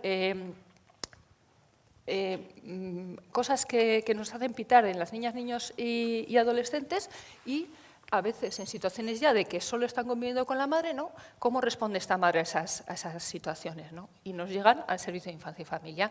En Ayuntamiento nos hacemos una organización en el sentido de que cuando pita este riesgo moderado en menores se nos derivan a nosotras, a pesar de que somos muchos servicios y se pueden estar dando otras problemáticas simultáneamente, pero porque hay una priorización también del bienestar de las personas menores de edad, cosa que también nos manda la ley, que el bienestar superior de las personas menores de edad tiene que estar un poco por encima de otros intereses concurrentes, ¿no?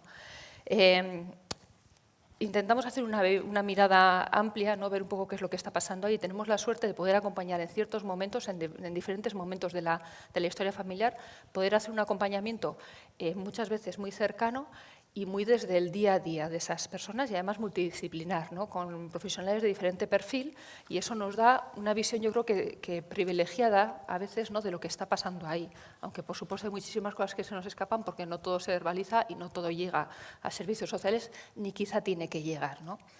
Pero bueno, con esta situación, una de las primeras cosas que quería decir yo es que hay que cuidar los servicios sociales, ¿no? Y hay que hacer una apuesta decidida porque no vayamos en un empeoramiento de la atención, sino todo lo contrario. Cada vez la demanda es mayor porque se visibilizan más cosas, desde los centros escolares tienen también más sensibilidad y ven más, nos trasladan más, y entonces tenemos que hacer una apuesta por mejorar y cuidar los servicios sociales. Y luego, en el proceso un poco que estamos mencionando aquí continuamente, ¿no?, en el Ayuntamiento se ha hecho una revisión de cómo estamos atendiendo, como bien ha dicho Lucho antes, cómo estamos atendiendo los casos de violencia de género y qué podemos hacer para mejorarlo, para dar una atención más integral, que yo creo que esto es una palabra que me gustaría resaltar. Y en ese proceso ha habido dos cosas, ¿no? Un poco eso, la intención de hacer una atención integral y que aunque estemos divididos en diferentes servicios, podamos coordinarlos y trabajar juntas para no marear a las personas que vienen un poco necesitando este apoyo.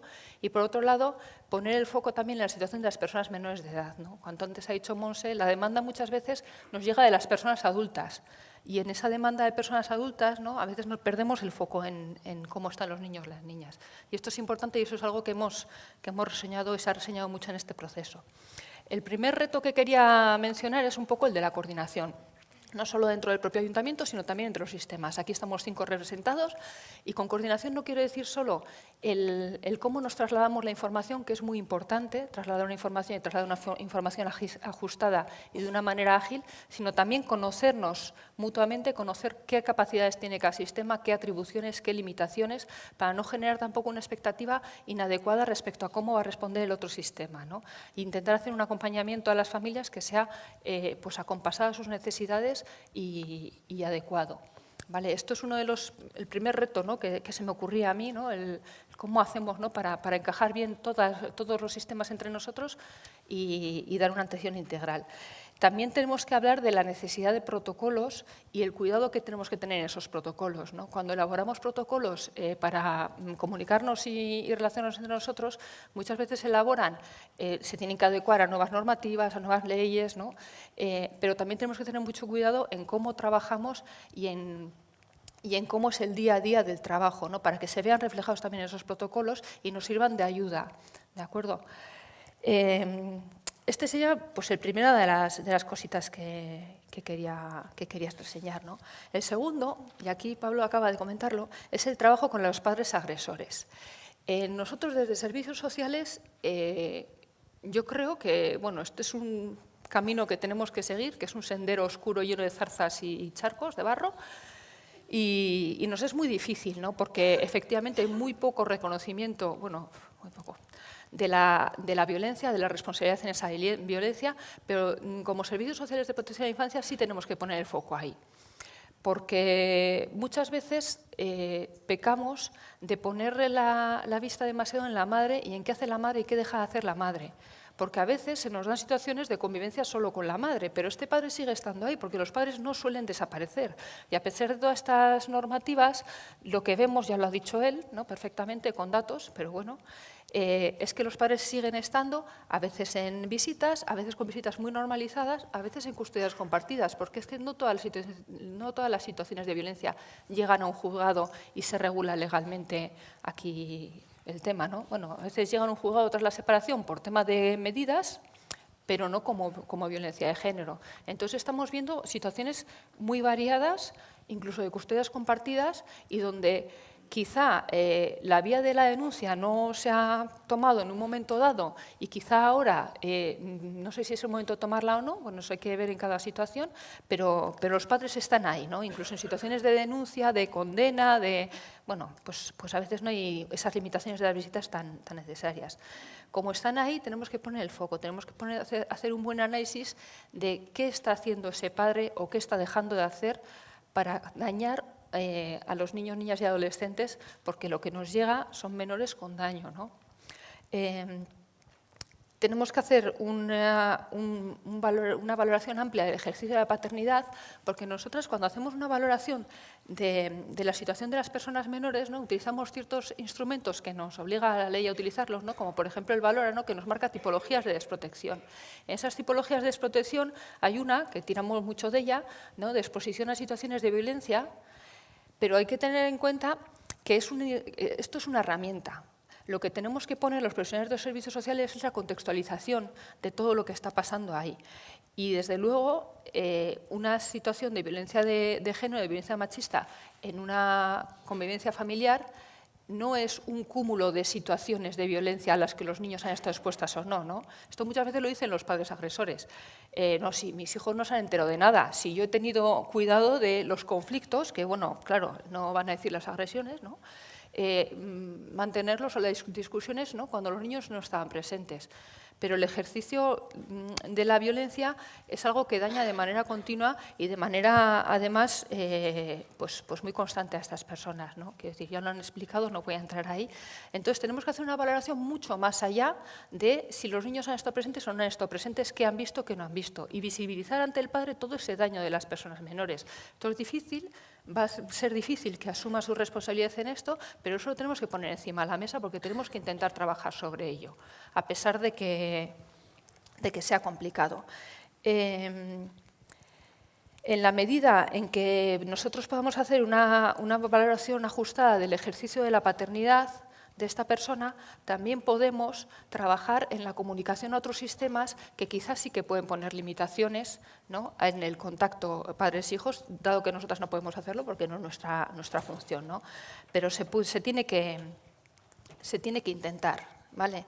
Es un trabajo complicado porque además muchas veces, situación de violencia de género, nos centramos en apoyar a la madre para que ponga fin a esa situación, salga de la violencia sufrida y ahí parece que acaba, ¿no? Un poco esto. Pero es que, claro, esta madre puede salir o puede no salir porque se puede seguir ejerciendo violencia fuera de la convivencia y estos niños, niñas, difícilmente salen si están en contacto con el padre, ¿no?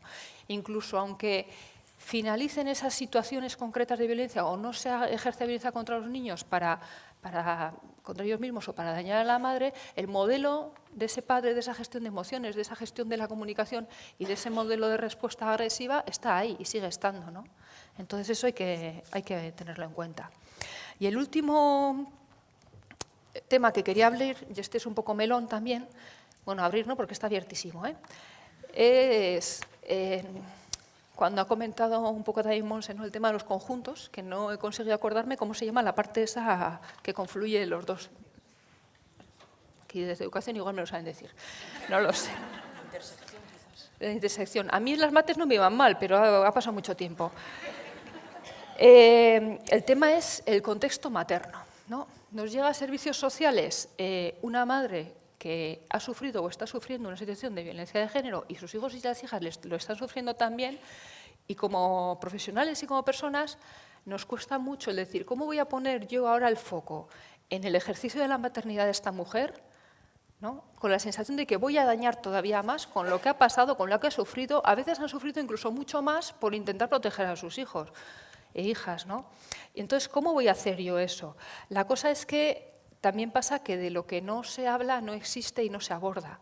Y es una necesidad abordar este maternaje, porque en mayor o menor medida, y a veces de manera muy importante, la violencia sufrida tiene influencia en el ejercicio de la maternidad, ¿no? Esto ya se ha dicho, no voy a entrar a detallar un poco en qué medida ni cómo, pero está ahí, ¿no?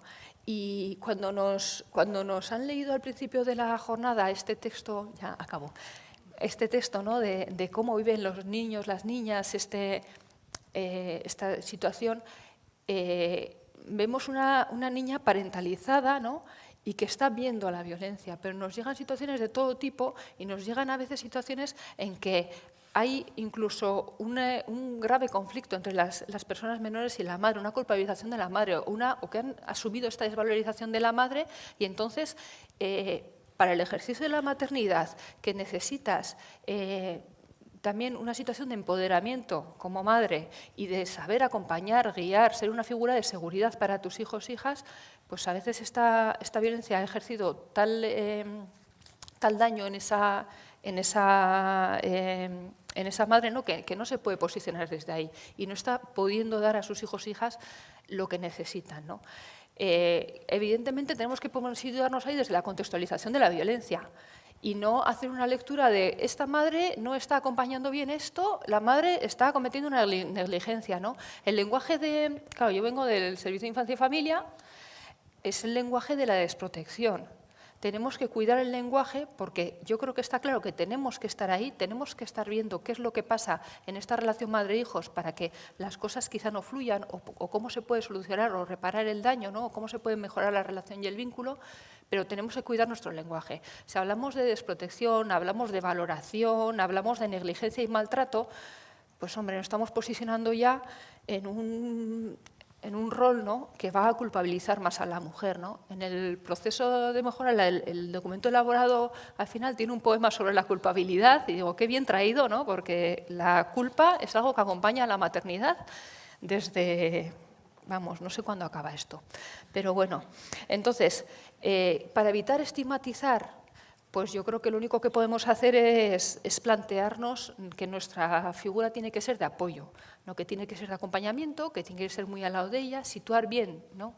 cuáles son las génesis de las dificultades y dónde está la responsabilidad de esa génesis de las dificultades, y luego también pues, poner el foco en las potencialidades de esta madre, de estos niños, de estas niñas, de esta relación y trabajar desde un modelo empoderador, también de la mujer como madre, ¿no?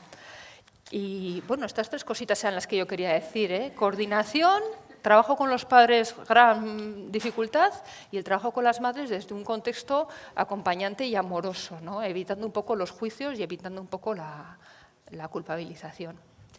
Por mi parte, esto es todo.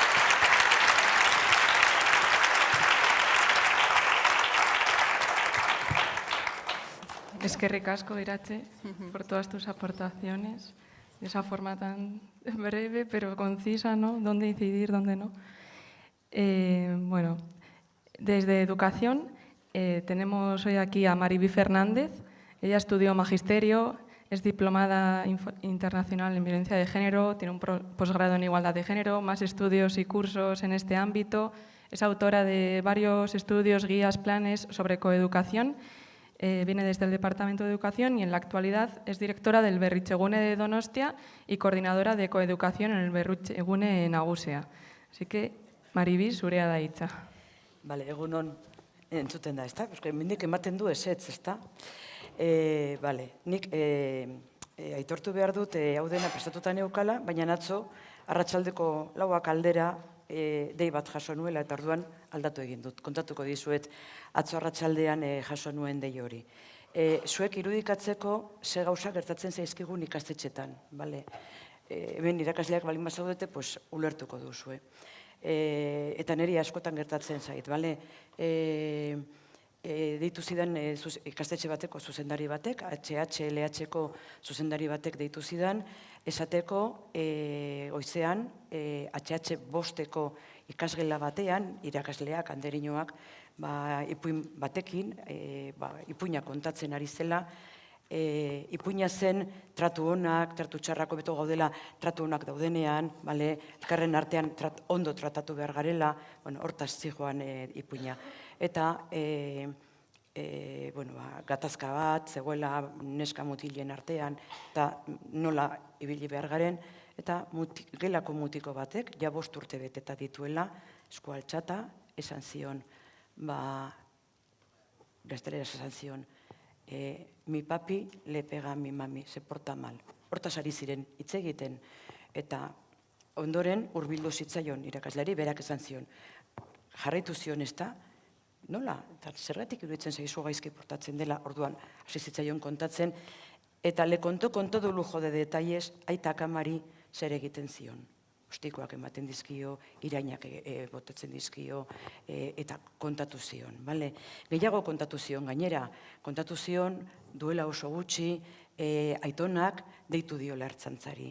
Eta 2 ertzainak etorri direla bere etxera, baina egun horretan aitak alde egin zuela, eskutatu eta etzegoela etxean.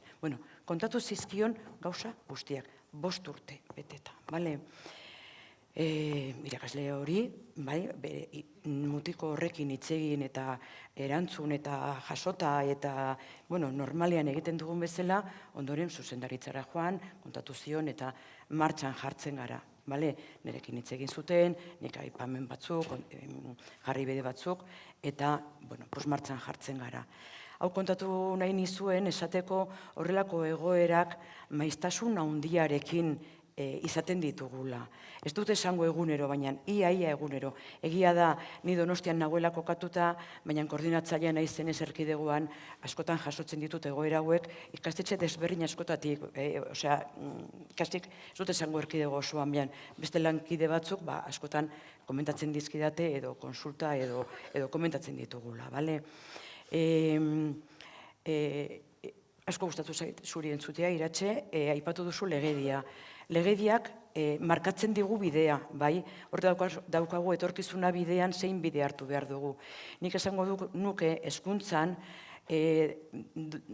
daramagula duela denboratxo bat, duela ikasturte batzuk, duela ikasturte asko hasi gara bide batean, baina bide konkreto batean duela urte batzuk hartu dugula bide hori, eta bide hori jarraitu behar dugula egiten, gero eta hobeto, legeak markatzen digu bide hori, lopibi aipatu nahi nuen, lehi ezagutuko dezue seguro hemen zaudeten guztiak, ley de protección integral a la infancia y adolescencia frente a la violencia, lopibi, lei organikoa da, ondoren hori 2021 argitaratu zen, ez dizuet esango, nik hemen gauzen garrantzitsuenak aipatuta ditut, ez dizkizuet esango, baina esaten digu Iratxek ere aipatu dituen gauza batzuk.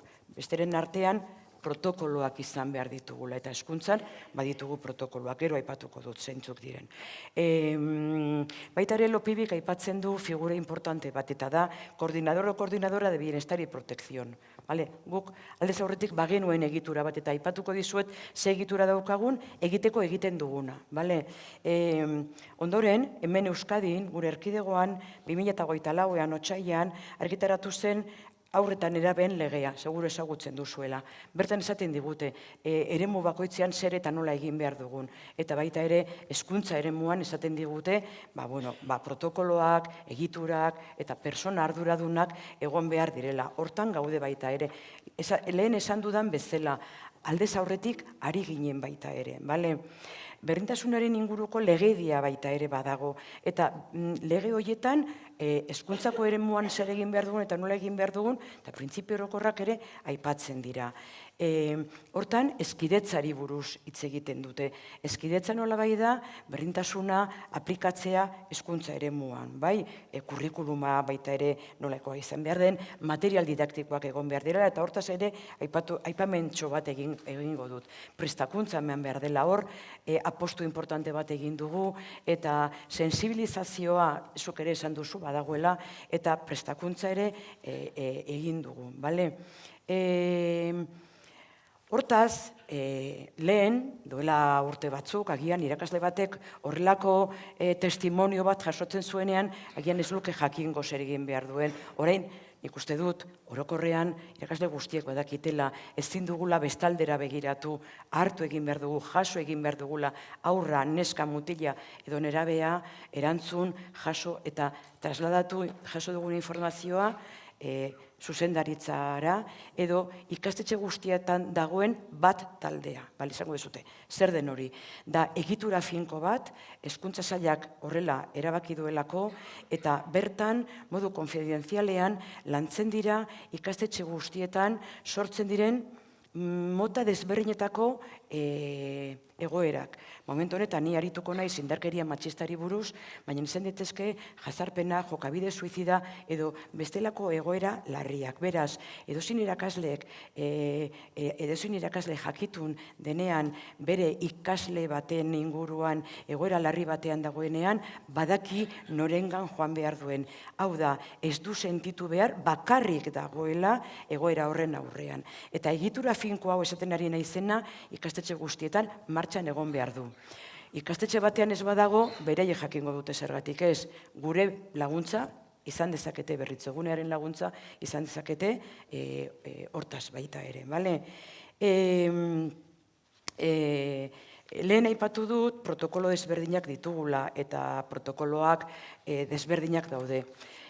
Indarkeria matxistaren egoerak detektatzen ditugu modu desberdinetan. Lehen esan dut, aipatu dut adibide hori, beste egoera asko eta asko detektatzen ari gara beste protokoloaten bitartez, eta da jokabide suizidaren protokoloa. Jakingo dezue, gure nerabeak, momentu honetan, nerabeen egoera batzutan ez da erresa, eta nerabetasunak ekartzen duela batzutan nahasmena. Eta protokolo bat asko erabiltzen ari dena ikastetxetan da jokabide suizidaren protokoloa. Horren barruan, gauza desberdinak egiten ditugu, eta egiten den gauza bada segurtasun plana. Eta segurtasun plan hori egiten da referentziazko irakasle bat izendatzen dugula adostuta ikasle neska edo mutilarekin, baina asko eta asko neska dira, eta hitz egiten da ikasle horrekin gertatzen zaionari buruz, zergatik gertatzen zaio, eta tiraka, kontuz irakaslea gara, ez gara terapeutak, ez gara psikologoak. Normalean deribazioa egiten dugu osakidetzara, eta bar. Ez naiz luzatuko horretan. Zer gertatzen ari zaigu?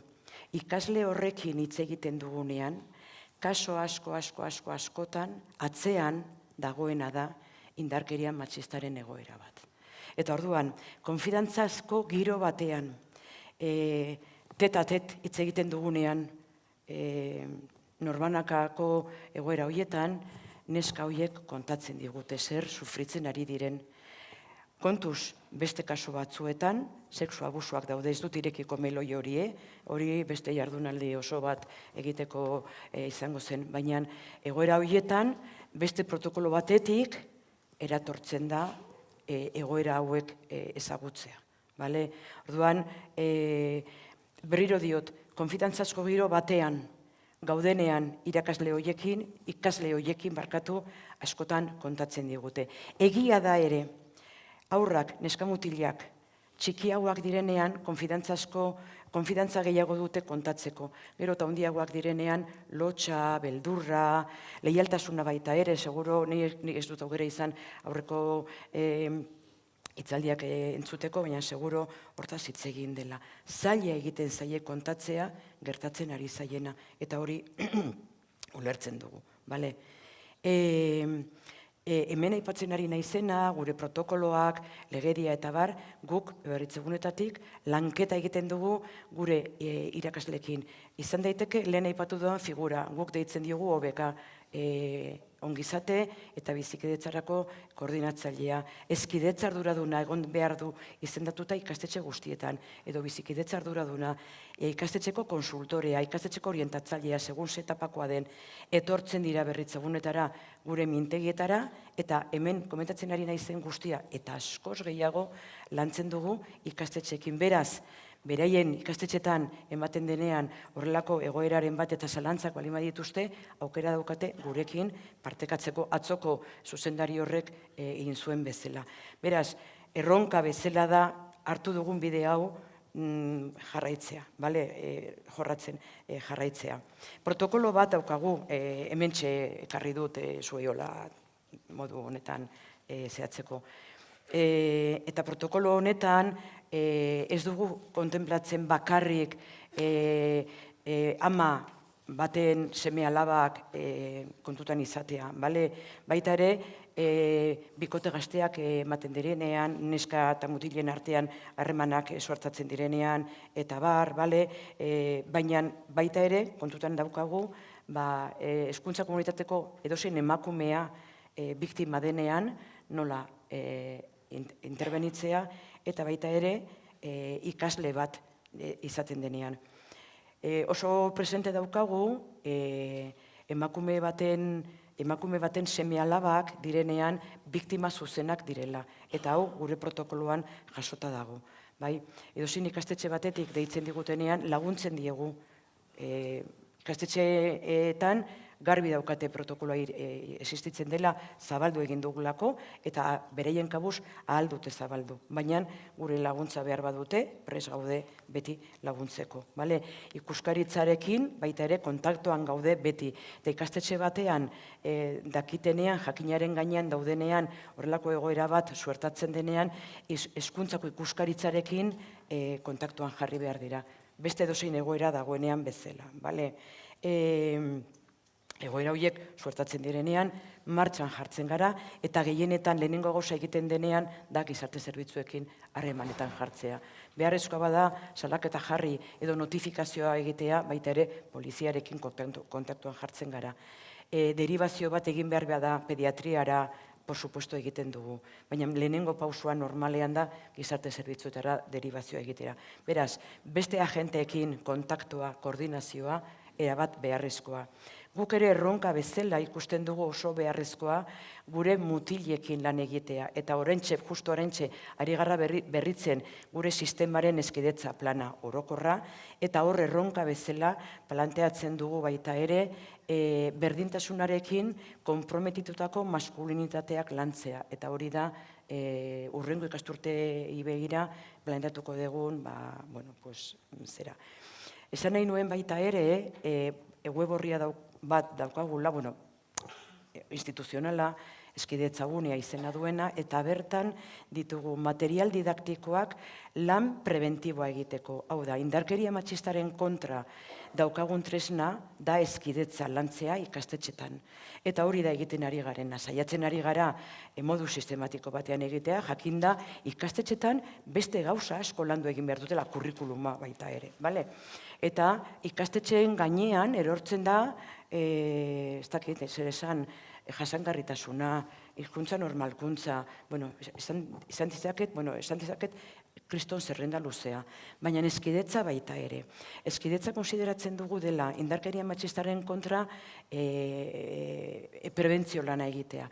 Horregatik daukagu hezkidetza gunea eta bertan dauzkagu tresna desberdinak, bai ikastetxeek egiteko beren hezkidetza plana, eta baita ere material didaktikoak ikasgelan lantzeko, aurrezkuntza, lehen hezkuntza eta DBH-erako. Baita ere sexu hezkuntza lantzeko duela oso gutxi, aurkeztu egin dugu konkretuki azaroan sexu hezkuntzarako materialak. Edo zer gauza berritzen dugunean, hezkidetza gunean jartzen dugu. Web orria irekia da, material guztiak daude euskeraz eta gazteleraz, emakunderekin lankidetzan ari gara eta emakunderekin ditugun materialak bertan daude. Orduan, prebentzioa dela bidea ere iruditzen zait, orduan, bidea, hartu beharko genuke prebentzioko bidea, eta oso kezkatuta gaude baita ere manosferarekin. Segurazki denak ezagutzen duzue mutilengan manosferak egiten duen influenzia edo eragina, zehari gara ikusten oso mutil txikiengan. Mutil txikiek, neska txiki gazteak, neska gazteekin hasten diren egiten harremanak, nolako eragina izaten ari den. Beraz, gure beste erronka bat da, sare sozialen erabila, ziber bizikidetza, eskidetza horren lanketa. Prebentziorako lanari buruzari naiz, bale? Beraz, hezkuntza eremutik prebentzioko lan hori, zuk iratxa ipatu duzu, gizonezkoekin lana guk prebentzioko lan hori mutilekin, neskekin alduntzea eta mutilekin, ez dakit nola nabilen denborarekin? Gaizki. Prebentzioa izango zen erronka bat. Eskerrik asko.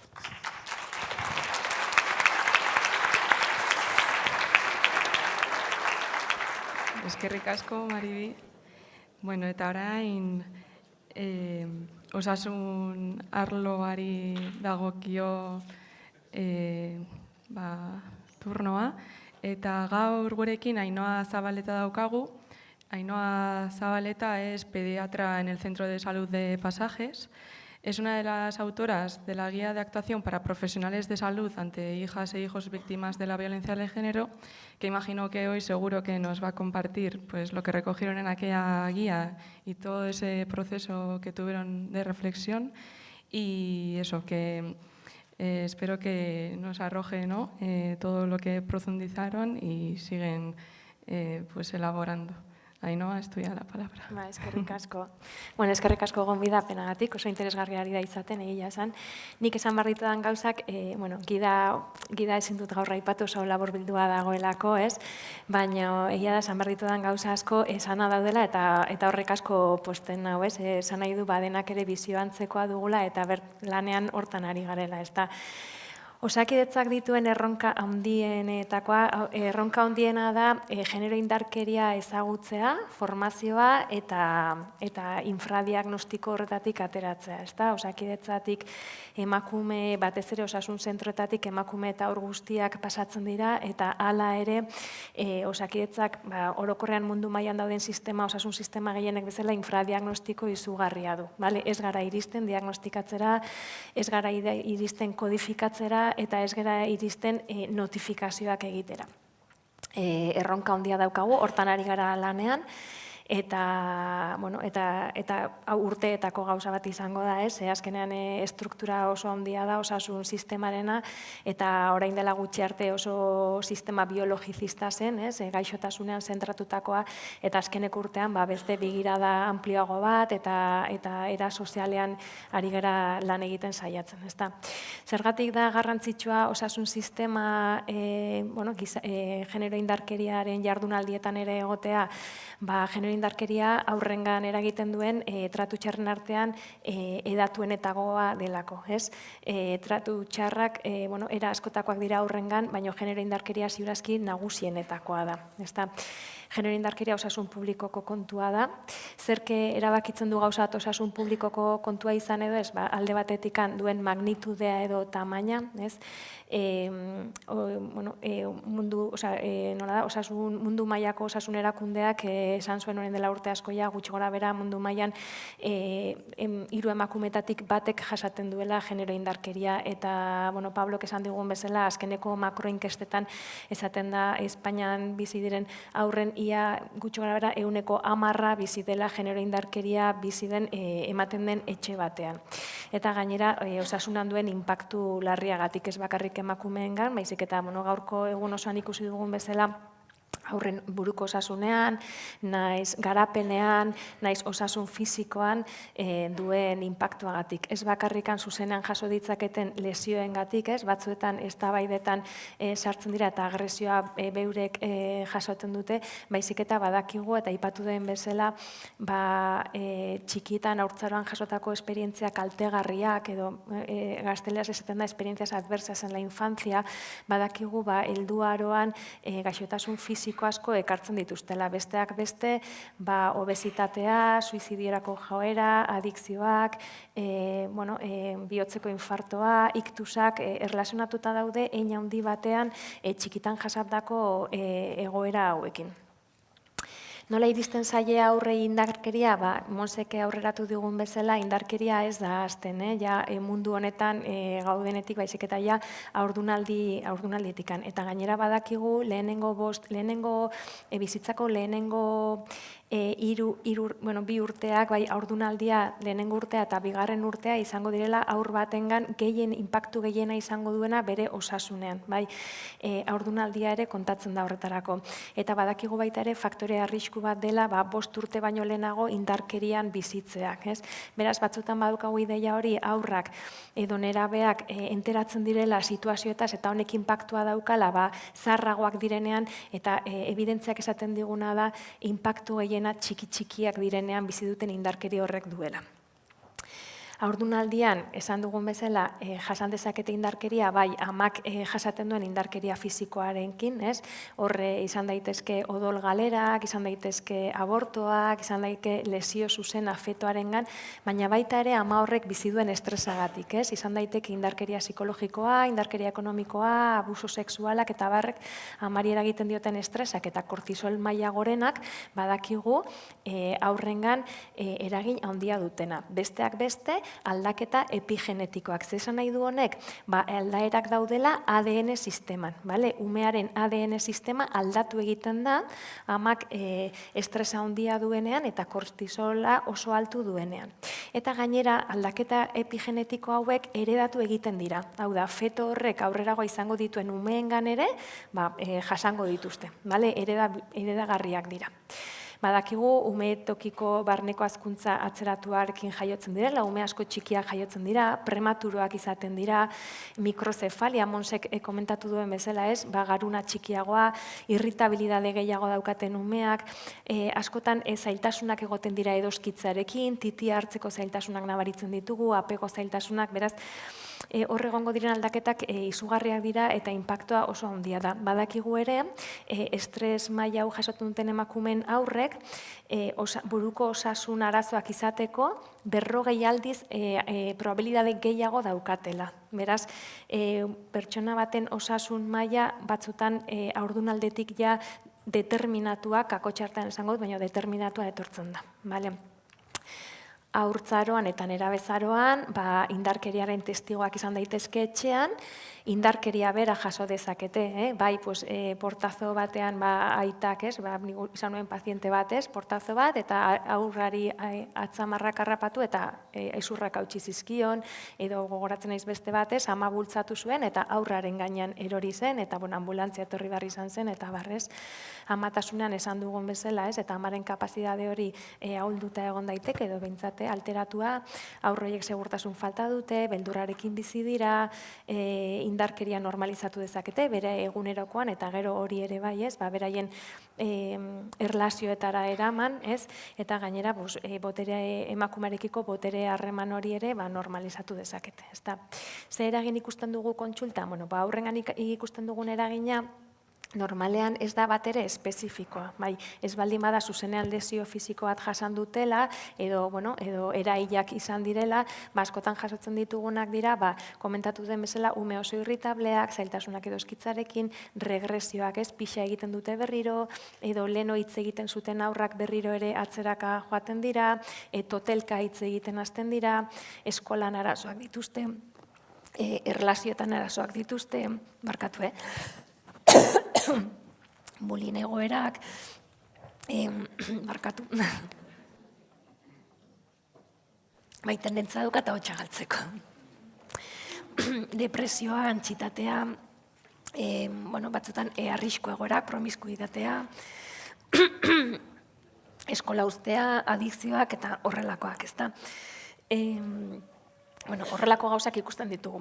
Zer esan nahi du? Horrelako gauza bakanak ikusten ditugu ume guztiak daude horrelako egoera batean? Ez. Baina garrantzitsua da bereziki bat baino gehiago juntatzen direnean, behintzat buruan izatea, eta kontsulta pasatzen dugunen, eta horbait etortzen zaigunean askotan buruko minarekin, tripako minarekin, ez dago betzen, joaten zaizkizu amesgaiztoak kontatzen, pentsatzea, agian hau ere egon daiteke etxe horretan, eta orduan, aurre egin behar diot egoerari eta planteatu behar dut familia honetan, normalean amarekin egiten dugu lan, amari planteatu behar diot zer ari den gertatzen, edo hau ere agian gertatzen ari dela, ezta? Nola detektatu kontsultatik, esan dugu, ez, aurrengan ikusi ditzakegu sintomak, baina baita ere ikusi ditzakegu emakumearengan, bikote harremanetan eta gurasotasuna nola daramaten, ezta? Guk konsulta oso motzak izaten ditugu normalean, baina familia hori askotan ikusten dugu, eta urteetan zehar emakume horrekin normalean harreman sendoa egiten dugu. Ikusi dezakegu emakume bat, geroz eta tristeago dagoela, edo geroz eta gehiago etortzen dela konsultetara, batzutan konsulta oso tontoak izaten dira ez, eta ez duzu ulertzen ez, baina batzutan esan nahi du emakume horrek norbaitekin hitz egin behar du, edo zer gehiago dago, eta agian galdera egin behar diot ez. Edo ikusten duzu emakumeak ez ditu ulertzen zuk ematen dituzun tratamenduak, ikusten duzu oso despistatua dagoela, edo triste, edo oso tono bajoarekin, horrek batzutan eman behar digu ez, pentsatzera, agian atera behar dut momentu hau ez, normalan ez dugu inoiz egingo aurraren aurrean, baina bai egin dezakeguna da emakumearen edo bai famili mediko edo erizainarekin hitz egin eta tanteatu, edo emakumea berari esan nahi zu, egun batean zurekin hitz egin nahi dut bakarrik, kontsulta bat emango dizut, eta batzutan hasten gera ez, zer moduz zaude, triste ikusten zaitut, zer moduz dijoaz gauzak lanean, zer moduz etxean, destabida asko dituzute, eta nola bukatzen dira eztabaidak, beldurra pasa duzu, batean, eta pistak ematen dizkizute. Bikote harremanak ere kontsultan oso importanteak dira, ez, nola sartzen den bikote hori, ez, gertatu izan zait, lehenengo konsultan ja, ez, ospitaletik etortzen direnen jaio berriarekin, gertatu izan zait, partoa aitak kontatzea, eta edoskitza aitak kontatzea, ez? Osea, daukaten protagonismoa batzutan ez, eta amari tartea kentzen diote, ikusten duzu ama horrek ez daukala espaziorik, eta ordan galdetu hor duzu, zer gertatzen da hemen, zergatik asaltzen dit amak bizi izan duen partori aitak, ez? Edo batzutan komentarioak, esta no se entera de nada, explícame a mí. ¿Ves cómo lo haces mal? Osea, gauza horiek entzuten ditugu eta horrek alarma sortu behar ditugu beti, eta bilatu behar ditugu espazioak ama horrekin lan egiteko. Eta gurasotasunak ere pista asko emango dizkigu. Nola ze galdera egiten dizkiguten, nola tratatzen duten aurra konsultan, batzutan ikusten ditugu agresibidadeak, edo oso erantzun txarrak aurrarekiko, edo familia oso urduri, ikusten dugu batzutan separazio eta banaketetan tratamentuak batez ere aitak agian asmaren tratamentuak uko egiten diola, ez dute egingo, orduan aurra arriskuan jartzen dute baita ez, batzutan zeinek daukan botere gehiago edo zeinek ez, bereziki aitak beria inposatu nahi du eta ikusten dugu tratamentuak kentzea aurrei, eta orduan, baita ere kontatzen digute, aurrak aitarekin joan behar direnean urduri jartzen direla gauza horiek atera dira, ez? Baina, guk pixkat konsultatikan, pixkat dugun abanikoa kontatu nahi dizuet, ezta? Honen aurrean, osakidetzak erronka handia du, bereziki, esan dizuetan bezala infradiagnostiko handia daukagolako, eta uste dudalako aurre eta emakume guztiak pasatzen direnez bereziki osasun zentroetatikan, izan gaitezkela punto klabe bat, ez? Eta orduan 2019an atera zuen genero indarkeriko gida eta 2024an atera dugu aurrak egoera horretan daudenean familia hori hartatzeko gida, interneten dago. Gure helburua batez ere da aurrak ere indarkeria horren biktima direla ikustaraztea, kontziente izatea gure profesionalak eta prozesu honetan sartzea eta formazioa ematen hastea.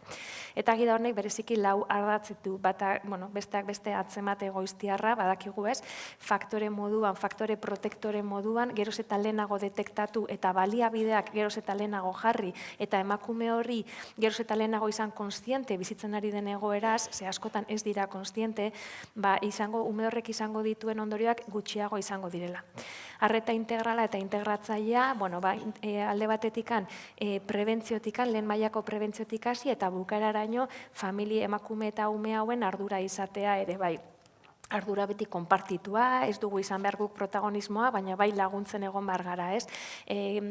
Koordinazioa egiten dugunan ez da notifikazio bat egin eta beste bat arduratu dadila, ez? Bereziki gizarte zerbitzuak baizik eta notifikazioa egiten dugu eta gu ere hor egongo gara beste era batera lan egingo dugu, ez gara izango ziurazki puzlearen pieza importanteenak, baina emakume eta aurroiek espazio seguro bat izan behar dute, edo saiatu behar gara izaten gure kontsultetan, eta baita ere izan gaitezke, egoera okertu den dela konturatzen garen profesional batzuk, ez? Eta hor koordinatu gaitezke eta koordinatu behar gera dudari gabe beste sistemekin. Oso importantea historia klinikoan erregistratzea, infrakodifikazio kausetako bat da ziurazki profesionalek bizi duten beldurra. Historia klinikoak bai bi gurasoek partekatzen dute normalean eta gainera eskatu dezakete eta publikoa da. Zer gertatzen da batzutan idazten duzunean genero indarkeri egoera bat detektatu duzula edo amak komentatzen dizula, ume eta ama hori arriskuan jarri ditzakezu, aitak jasotzen baldin badu, zuri kontatzen dizkizun gauzak, eta nola ari garen lantzen eta baita ere gizarte zerbitzuekin. Hau oso konplejoa izan da, baina egin duguna da eta gida honek ekarri duguna da, baukagu sistema bat, horrelako gauzak historia klinikoan idazteko, baina eta beste profesionalek ere ikusteko osakidetza barruan, baina aitak edo amak eskatzen baldin badu historia klinikoa, ez zaio parte hori ez da automatikoki egiten da ez inprimitzea. Historia klinikoa eskatu dezakete, etortzen diren bakoitzean, eta de hecho, emakumearen kontrolerako erabat da, genero indarkeria dagoen kasuetan, eta separazio egon den kasuetan, badaude aita batzuk 3 hilabetero eskatzen dutenak historia klinikoa, eta hau da, erabat kontrolatzeko amak noiz ekartzen duen, zergatik ekartzen duen, ze kontatzen duzun, amak badaki zer kontatu dezaken, eta zer ez, aita horrek eskatuko duelako, barkatu, banoaia. Eta orduan, sistema hori egin dugu, horrek ez du esan nahi, por supuesto, epaileak edo fiskalak eskatzen badigu ez diogula emango. Hori emango zaio, baina da, pixka bat, besteko erabat, ez? Oso importantea beti ere besteekiko koordinazioa, barne koordinazioa, emaginak, buruko osasuna, pediatria, familimedikoak, eta hau atera da, Monsek esan du, errepikatu da, eta guretzako oso importantea da, eta ardatz nagusia da, ama eta seme alabak binomio gisa ulertzea. Indarkeria berdinaren biktimak direla, eta ezin dugula beraiekin jokatu alde batetikan ama lantzen, eta bestaldetikan seme alabak lantzen, baizik eta alde neinean beti ere fokoa bien gainean jartzea. Bir biktimizazioa saiesteko oso importantea da beste estamentuekin koordinatzea, galderak behin eta berriro ez errepikatzeko eta batez ere terapia mota desberdinak, baliabide desberdinak martxan ez jartzeko eta guretzako eta legeak horrela esaten duen bezala gizarte langileak izango dira koordinazio figura nagusienak. Hau da, osakidetzak bere historia klinikoan duen notifikazio horria, jakin ezazuen notifikazioa historia klinikotik egiten badugu bertan ere geldituko dela, beti ere idatziz egin behar dugu notifikazioa. Hemen izan ditugu arazo batzuk, bai, osasun langile batzuk notifikazioaren arte telefonoz egiten zutelako, eta baita ere gizarte langile batzuk eskatu urduri jarri direlako, eta gertatu zaigu Gipuzkoako herri batzutan, ez zutela notifikazioa idatziz bidaltzean nahi. Notifikazioak idatziz egin behar dira, horrela esaten du legeak, eta hori izango da gure impulsa. Premiazkoa da lan taldeak lehenagotik sortuak egotea, niretzako oso importantea da nire herri mailako gizarte zerbitzuekin guk egiten dugu, hilabetero egiten ditugu koordinazio bilerak. Oso importantea ulertzea bereintzako zer den garrantzitsua, hizkuntza berdinan hitz egitea, pixkatez lurrera jeistea, zein diren beharrak, eta horretarako komunikazio sistemak landu behar ditugula. Eta mila esker.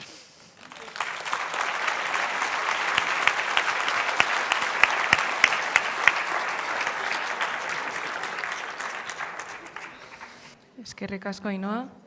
Eta orain poliziaren txanda da. Tenemos hoy aquí a Jennifer Gómez. Ha cumplido hace poco 15 años en el Cuerpo de Policía Local de Vitoria. Ha estado en distintas unidades y desde 2023 es responsable del grupo especializado en materia de violencia machista de la Policía Local. Entonces, Jennifer. Hola, buenos días a todos y a todas.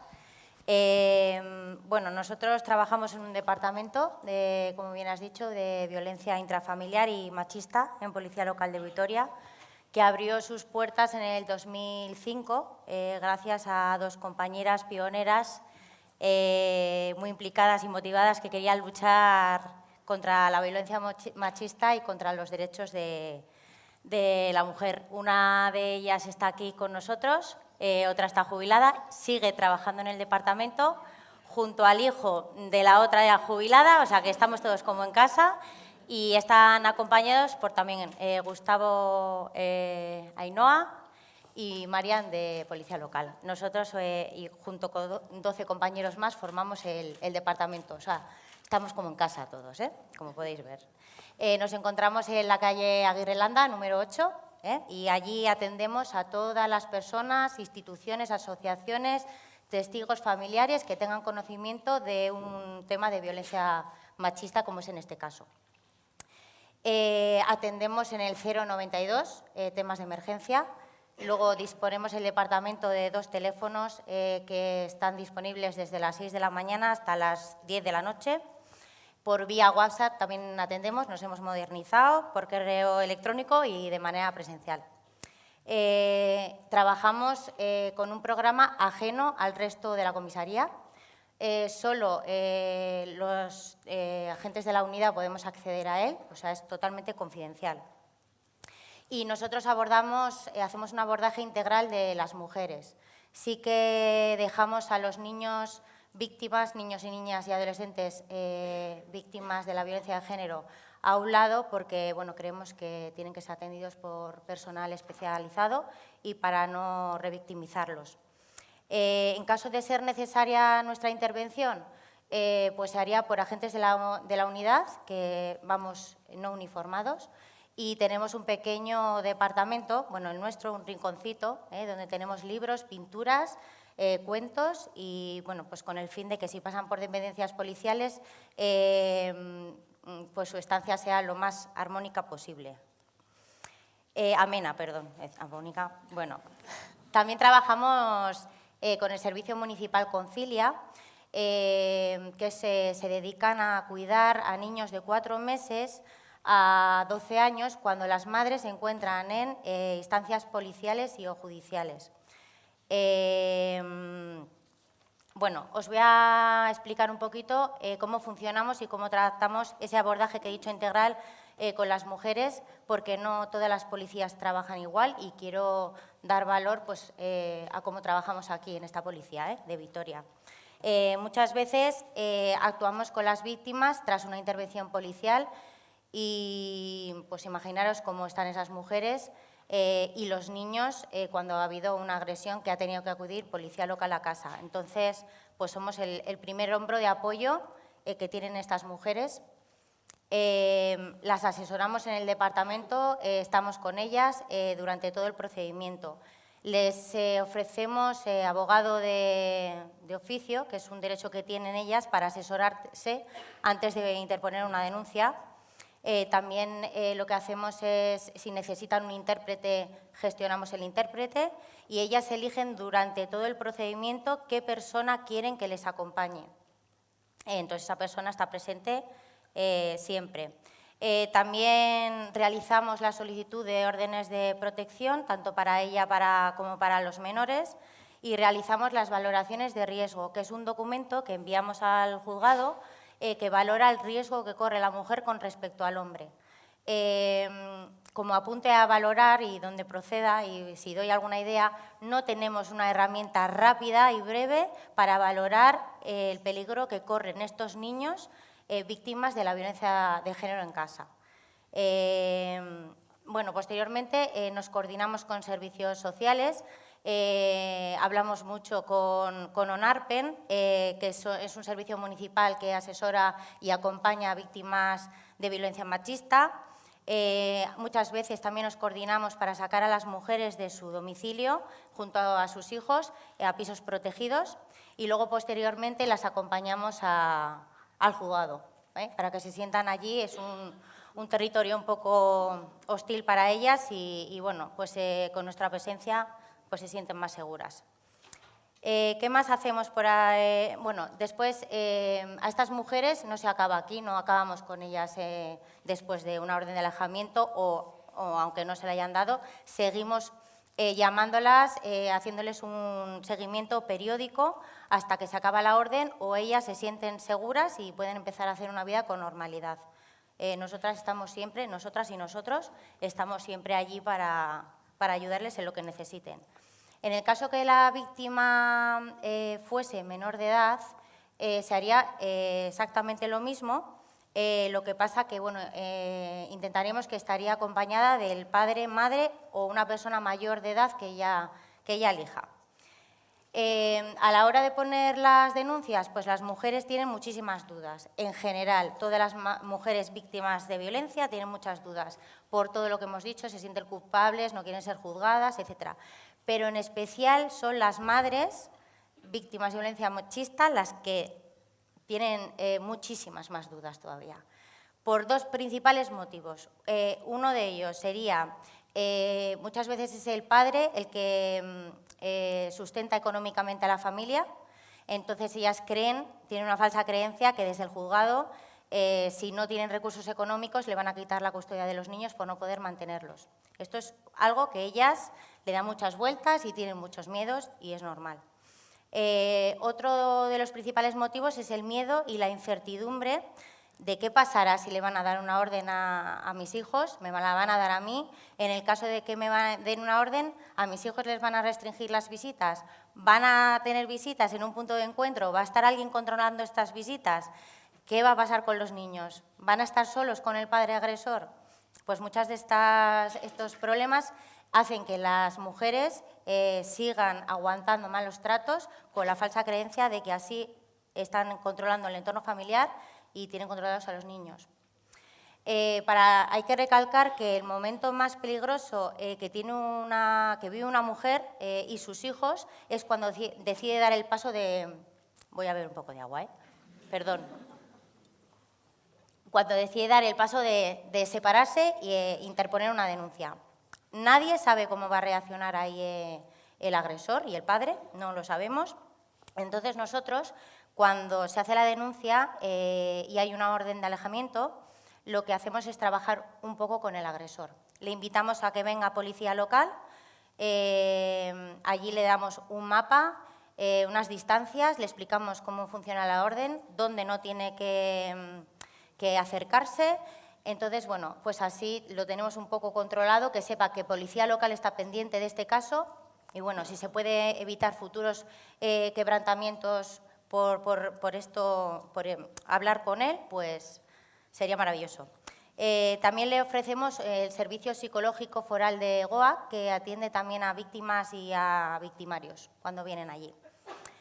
A ver, los problemas que solemos tener la policía local y que nos generan discrepancias y quebraderos de cabeza y tal, pues bueno, son cuando el juez dictamina una orden de alejamiento a favor de la madre, pero no hacia los niños y restringe las visitas.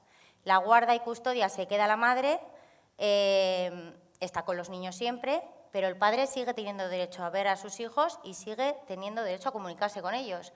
Entonces, eso fomenta posibles quebrantamientos, porque el padre puede presentarse en el colegio, puede presentarse en los partidos de fútbol, en clases particulares o cuando sabe que van a estar con los abuelos en el parque de no sé dónde. Entonces, ¿qué pasa?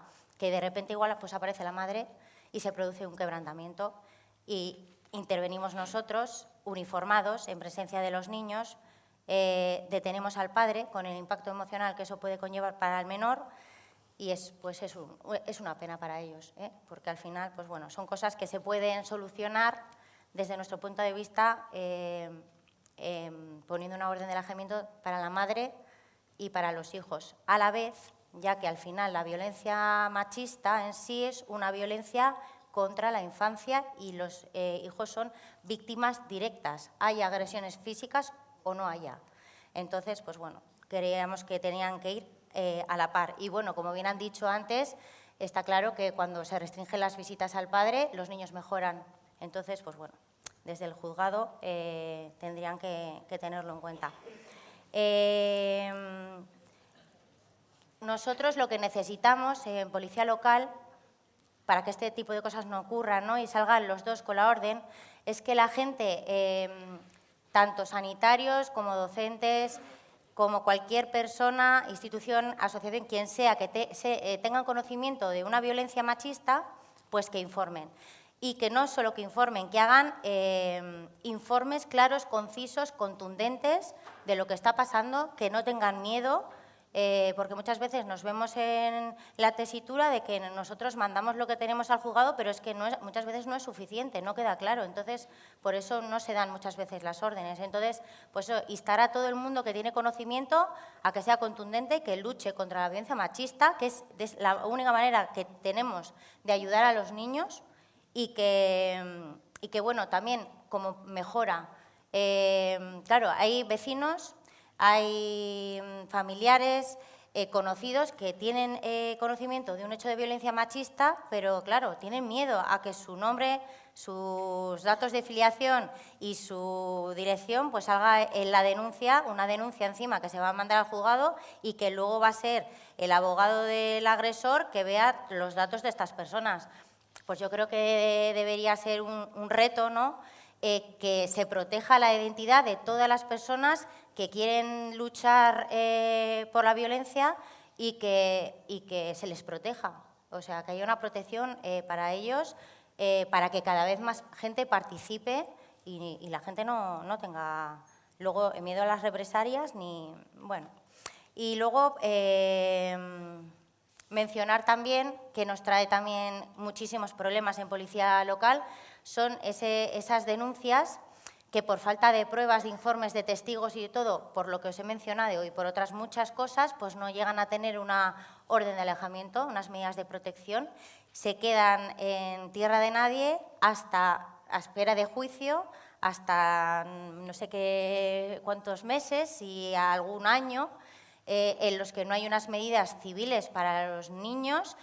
Puede ir el padre a recogerlos al colegio, llevárselos 4 días porque no hay ningún papel que diga que no lo puede hacer y eso, bueno, para los niños es lo peor, una inseguridad, una incertidumbre tremenda y eso sería un poquito lo que yo os podría decir desde Policía Local. No sé si los niños tienen, o sea, que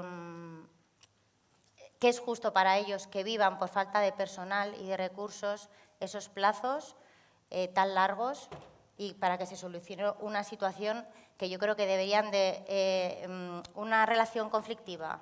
Ya no hablo de maltrato, sino conflictiva entre dos padres que ya están a matar, que haya unas medidas civiles de manera contundente y súper breve. Entonces, pues bueno, eso es lo que tenía que compartir con vosotros. Y luego quería leeros una frase que en algún libro la leí, pero que no me acuerdo y que no puedo citar a quien lo ha dicho, pero que es a mí me llegó y que decía algo así como: cuando un niño o niña se siente amenazado y siente miedo, se refugia en su casa, al cobijo de sus padres, cerrando puertas y ventanas para sentirse seguro. Los niños que viven la amenaza y la violencia dentro de su hogar no tienen escapatoria, así que es nuestro deber ayudarles.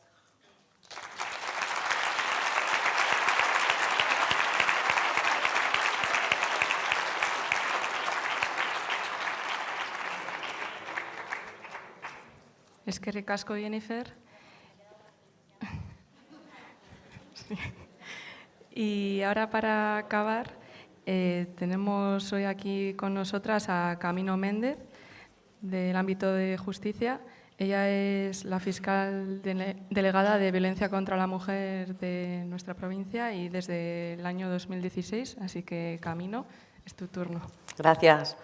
Buenos días a todas y a todos. Bueno, soy la última, espero no ser muy aburrida porque encima me ha tocado el mejor tema, que es la justicia.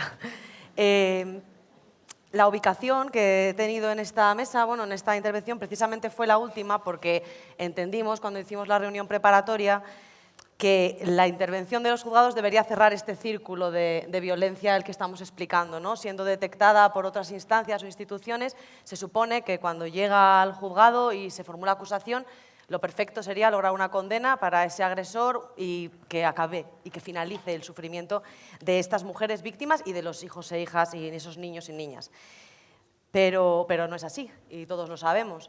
La violencia de género se produce, por supuesto, antes de que quede judicializado un caso, de que nos llegue una denuncia o una intervención policial, pero obviamente, porque si no, no se daría la intervención judicial, pero también se produce durante el procedimiento. Durante el procedimiento penal, mientras se realizan diligencias de investigación, sigue habiendo violencia, lo vemos continuamente, incluso cuando se dictan órdenes de protección, se quebrantan, se incumplen, se sigue acosando a la víctima, se le acosa por medio de los hijos, por medio de familiares, y cuando finaliza el proceso, se dicta una sentencia y se impone una condena y unas medidas de alejamiento, esa condena en algún momento acaba. Y eso no significa que la situación de violencia termine. Y el sufrimiento que durante todo este proceso han tenido los niños y niñas, ahí está, y con las gravísimas consecuencias que nos han relatado Monse y Pablo. Entonces, bueno, escuchando toda esta mañana todas las cosas que he podido oír, los retos se han multiplicado, los que tenía en mi cabeza todavía son más. Y entonces se me ocurren dos palabras que son coordinación y concienciación. O sea, coordinarnos todos para tener la mayor información posible y lograr atajar esta situación. Y concienciación, es decir, todos somos responsables de la situación que conocidos o conocidas puedan estar viviendo, niños y niñas, y tenemos que actuar. Yo quería hablar un poquito de cómo es el proceso para los niños y niñas que viven la violencia de género en sus casas. Tenemos por un lado el procedimiento penal, es decir, la comisión de un delito contra las madres y contra los niños y niñas, y por otro lado los procesos civiles, que pensaba referirme muy poquito a ellos, pero igual me centro más en eso porque creo que es donde más daño se está haciendo a los niños y a las niñas. En cuanto al proceso penal, desde un primer momento, cuando se crearon estos juzgados especializados en el año 2004, se centraban en la mujer. Era un problema social inmenso el hecho de que hubiera violencia de género y que se tratara como, bueno, son cosas que pasan en casa, nadie tiene que actuar aquí, bueno, pues el marido la pega, pues ¿qué se le va a hacer? Es lo que hay, es que es lo que había. Entonces, se centraron tantísimo en la mujer que se dejó aparte a los menores, entiendo yo, durante mucho tiempo. Se daba el caso en el que una mujer denunciaba una situación de maltrato, se evidenciaba que esos niños estaban sufriendo también maltratos gravísimos, pero lo que se hacía era, en el juzgado de violencia sobre la mujer, investigar el delito contra la mujer y a los niños mandarles a un juzgado de instrucción normal para que se instruyera, se investigara como un delito de violencia doméstica. Esto se ha superado, ahora mismo cualquier hecho que se produzca en el núcleo familiar se investiga conjuntamente. Tenemos a la madre, tenemos a los niños y a las niñas. Y está muy relacionado con lo que habéis dicho también, sobre todo Jennifer, el Estatuto de las Víctimas del Delito. Los hijos son víctimas directas de los hechos cometidos contra la madre en un ambiente de violencia de género. Pero quiero distinguir aún así dos casos, que son los hijos víctimas directas, por decir así, que son los que sufren agresiones físicas y psicológicas continuadas, y los que se encuentran en una situación de violencia que vive la madre, pero no son directamente agredidos en el modo en que lo son la madre. Cuando los hijos son víctimas directas de estos delitos, la violencia, como digo, se dirige contra todo el grupo familiar. ¿Y qué hacemos? Pues hacemos lo que se ve que probablemente dañe mucho a los hijos, y así lo ha explicado Monse, pero hay que escucharles. Hay que escucharles para verificar lo que dice la madre, por supuesto, pero sobre todo para reafirmarnos, desde mi perspectiva, para reafirmar, porque yo, una mujer que me está contando esta situación, ¿cómo no me la voy a creer? Por supuesto, pero para condenar a una persona que tiene derecho a la presunción de inocencia, un juez necesita más datos. Y entonces, los niños y niñas que están viviendo esa situación, necesitamos que nos cuenten lo que está pasando y que se les evalúe para ver qué daño han sufrido y poder pedir penas más graves, indemnizaciones más altas, porque son niños que están rotos, niñas que están rotas, madres que también lo están. Entonces, lo que hacemos, y así lo exige la ley, a los menores de 12 años, se les toma declaración preconstituida. ¿Para qué? Para evitar esta revictimización. ¿Qué significa? Se les tiene que escuchar, en principio, una vez. Les escuchamos una vez y esa declaración, practicada con unas determinadas garantías, sirve para cuando se celebre el juicio no tener que volver a escucharlos. Cuando son menores de 12 años, también, además de preconstituir la prueba, no tener que repetirla, como acabo de decir, se realiza esas declaraciones a través del equipo psicosocial judicial, es decir, de expertas, psicólogas, que son los que verbalizan las preguntas que nosotros tenemos. Se hace un pliego de preguntas en el que cada parte, yo como fiscal, el abogado de la defensa, la abogada de la acusación particular, ¿qué quiere preguntar a ese niño o niña? El juez o jueza criba esas preguntas, a ver cuáles hay que preguntar o no, cuáles son admisibles, y se llevan a cabo a través de la figura de la psicóloga del equipo psicosocial, porque yo sinceramente no me veo con capacidad para preguntar. Además, ¿qué va a decir esta señora? ¿Quién es? Yo no tengo ninguna confianza. Si cuesta que cuenten a los psicólogos, servicios sociales en los colegios, pues imaginaos a mí, que saben que yo estoy ahí para pedir a su padre una pena de prisión, porque cuando son más mayorcitos ya saben a lo que se están enfrentando. También es fundamental que sean evaluados por la Unidad Forense de Evaluación Integral, que son unidades especializadas creadas para los juzgados de violencia sobre la mujer, formadas por psicólogas, trabajadoras sociales y médicos forenses, que nos explican cómo es ese maltrato, cómo lo han vivido, el daño que se produce en los menores, todas las consecuencias en el ámbito social, en el ámbito económico, sanitario, bueno, todo lo que han podido sufrir. Y esto es muy importante porque ese daño moral nos revela cómo se ha llevado a cabo ese maltrato. Esto, como digo, caso de, ¿no?, el que todos nos imaginamos, un maltrato habitual contra madre e hijos. Entonces, ¿qué hacemos? Pues cuando se acusa, lo que se interesa es que se condene al padre por maltratarlos a todos, con penas de alejamiento respecto a todos. Y después se individualizan los hechos concretos. Pues igual tenemos que un día le dio una bofetada estando en no sé dónde, pues un delito más. La amenazaba, otro delito más. Coaccionaba a los hijos con hacer daño a su madre, otro delito más. Y vamos sumando tipologías delictivas. Luego tenemos el otro caso como de víctimas directas e indirectas, que es un poco el supuesto más, se produce sobre todo durante, una vez ya lleva a cabo la separación, que es el caso de, muy habitual, además desde que se introdujo esta figura del acoso en el ámbito de la violencia de género especializado, en el que se acosa a la madre por medio de los hijos. Es terrible, esos interrogatorios que hacen los padres a los menores sobre cómo es tu madre, casos en los que muchas veces no están reguladas las visitas sin que hubiera violencia antes, lo que hemos comentado. O sea, es una situación, una familia que se divorcia y nadie sabe nada de esa violencia, pero la hay. Entonces, se va desarrollando conforme esos padres tienen las visitas con sus hijos y aquí es donde se está produciendo ese daño. Es fundamental en estos casos tener toda la información porque yo estoy legitimada, no solo la madre, no solo un montón de... Yo estoy legitimada para pedir la suspensión del régimen de visitas si es que lo hubiera. Cuando se denuncia, ¿qué pasa con los niños y niñas cuando se denuncia una situación de violencia de género? Tenemos el caso en que la madre pide expresamente orden de protección para ella y para sus hijos porque cree que sus hijos están en una situación de riesgo. Y aquí hablo de coordinación, concienciación. Cuanta más información tengamos, mejor. Porque cuando se pide una orden de protección, en muchos casos es mujer que ha salido precipitadamente de la vivienda, ha llamado a la policía porque ha habido una agresión bestial que ya se acabó, ahora llamo a la policía o incluso llaman a sus hijos y vienen al juzgado. Y nos relatan que no es eso, que hay muchísimo más, como suele ser. Yo tengo lo que me cuenta esa señora, los antecedentes de este señor que yo puedo consultar o si tiene procedimientos abiertos y lo que me dice este señor. Eso es lo que tenemos la mayor parte de las veces. Y a veces la señora nos dice, no, nosotros estamos en servicios sociales, yo les he contado esta situación a mi trabajadora social, nos dice el nombre, tal. En el colegio el niño un día contó a un profesor que le pasó esto, tal. Pero yo no tengo lo que me cuenta, por supuesto, pero cuantos más datos tengamos o podamos acceder a eso antes, las órdenes de protección se darán con más garantías y de forma más habitual y protegiendo también a los hijos, no solo a la madre víctima directa, como he dicho antes en esa distinción. Por eso digo, ponedlo en nuestro conocimiento. Yo siempre que intervengo en estas cosas, hay un teléfono en Fiscalía, se puede llamar, o sea, cualquier situación de estas, cuanto más datos tengamos, mejor podremos protegerlas. Por hablar de un ejemplo muy concreto de esta coordinación, hace poco el Servicio Social de EGOAC, de Asistencia Psicológica que has comentado de EGOAC, me recibió una llamada a mi despacho de una psicóloga, estamos tratando a una madre y a sus hijas. Creemos que hay una situación grave, me explicaron qué es lo que estaba sucediendo, las hijas no tenían orden de protección, la madre no lo recuerdo. Nos coordinamos y en menos de 5 días esas niñas tenían una orden de protección y se limitaron completamente los contactos con el padre, no con una suspensión del régimen de visita civil, con una orden de protección penal que si este señor la quebranta está detenido. Entonces, esa coordinación ahí funcionó, pero hace falta, porque si no, nos vemos con las manos atadas, no tengo datos para pedir. ¿Y qué pasa otras muchas veces? Que es el tema más terrible, porque cuando la madre se ha hecho un trabajo con ella, muchas veces previamente, por los psicólogos, ella, bueno, pues es capaz de ver ese riesgo para los menores, pero muchísimas veces nos pasa, que lo hemos comentado antes en el café, la madre que dice, yo quiero una orden de protección, tengo miedo, pero el padre es buenísimo, padre con los niños es estupendo, les quiere muchísimo, yo quiero que tenga visitas. Entonces, claro, tú recibes, te está contando una situación de violencia que vive y a la vez te está diciendo eso y dices, ¿cómo va a ser?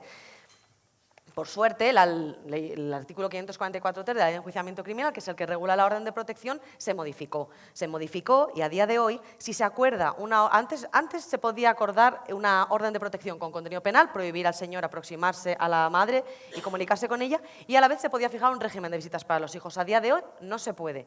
No se puede dictar una orden de protección con contenido penal y dictar medidas a favor de los hijos. No se pueden fijar medidas. Se entiende que estas medidas se tienen que fijar en el procedimiento civil de separación-divorcio. ¿Qué es lo que pasa aquí? ¿Qué es lo que ha dicho Jennifer? Pues que ese procedimiento igual dura 1 año o 2 y mientras tanto no hay nada. No hay una prohibición expresa del padre de ver a sus hijos, pero tampoco hay unas medidas reguladas.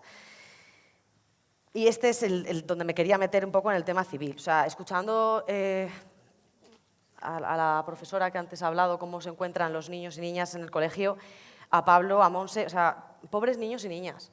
El retraso en la tramitación de los procedimientos, claro, aquí yo, pues bueno, pues un canto al sol, porque, quiero decir, hacen falta medios, todos necesitamos medios, todas estamos, bueno, pues con el culo al aire, hablando mal, es que no tenemos medios suficientes. Tenemos un juzgado de violencia que lleva 1.500 asuntos penales más los civiles que no os podéis imaginar. O sea, con un juez, una fiscal, he conseguido que me metan otra fiscal. O sea, eso es lo que tenemos. Y no damos abasto. Son jornadas maratonianas intentando solventar esto y se nos escapan cosas. Y luego veo ese reto que ha comentado Monse y también lo ha dicho Pablo, y yo quería referirme a esto. El caso de madre víctima de violencia de género, y ya no hablo de casos no judicializados, casos judicializados, en el que hay una orden o hay un procedimiento abierto o incluso condenas. Es que tienes que fomentar el vínculo con el padre. ¿Pero cómo le vas a decir a una madre? Pero es que es lo que hay, y es lo que hay. El otro reto, la percepción de las propias madres, como os acabo de decir muchas veces, cuando llegan al juzgado dicen, no, para mí la orden, pero mis hijos con su padre pueden estar el tiempo que quieran, la mitad de vacaciones tal. La percepción de que se entiende que el vínculo con el padre es tan importante que es mejor poner al niño en peligro estando con el padre a que no vuelva a ver a su padre. Y esta es una percepción que amigas mías tienen. A pesar de que este señor esté destrozando a este niño por cómo le está tratando, es mejor que tenga un padre a que no tenga nada. Y esta percepción se tiene. Y se tiene por la sociedad y se tiene por los órganos jurisdiccionales. Entonces, yo puedo hablar de mi criterio. Mi criterio, por supuesto que cuando hay un procedimiento de violencia no tiene que haber ninguna visita. Ninguna visita. En el caso en que el equipo psicosocial judicial, que es en el que todos los procedimientos de violencia sobre la mujer interviene, no es la UBI, es otro equipo, ahí nos dicen cuál es el interés del menor o de la menor.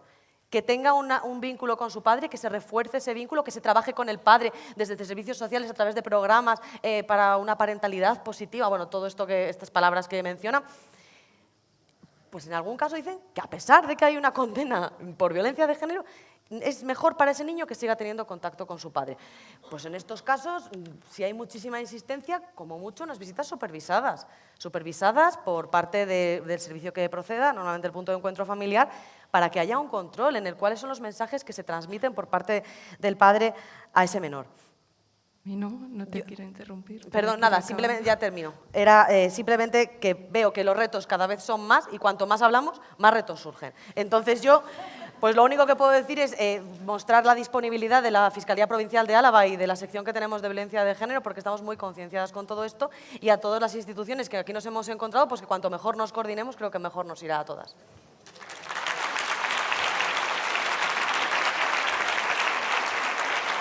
Gracias.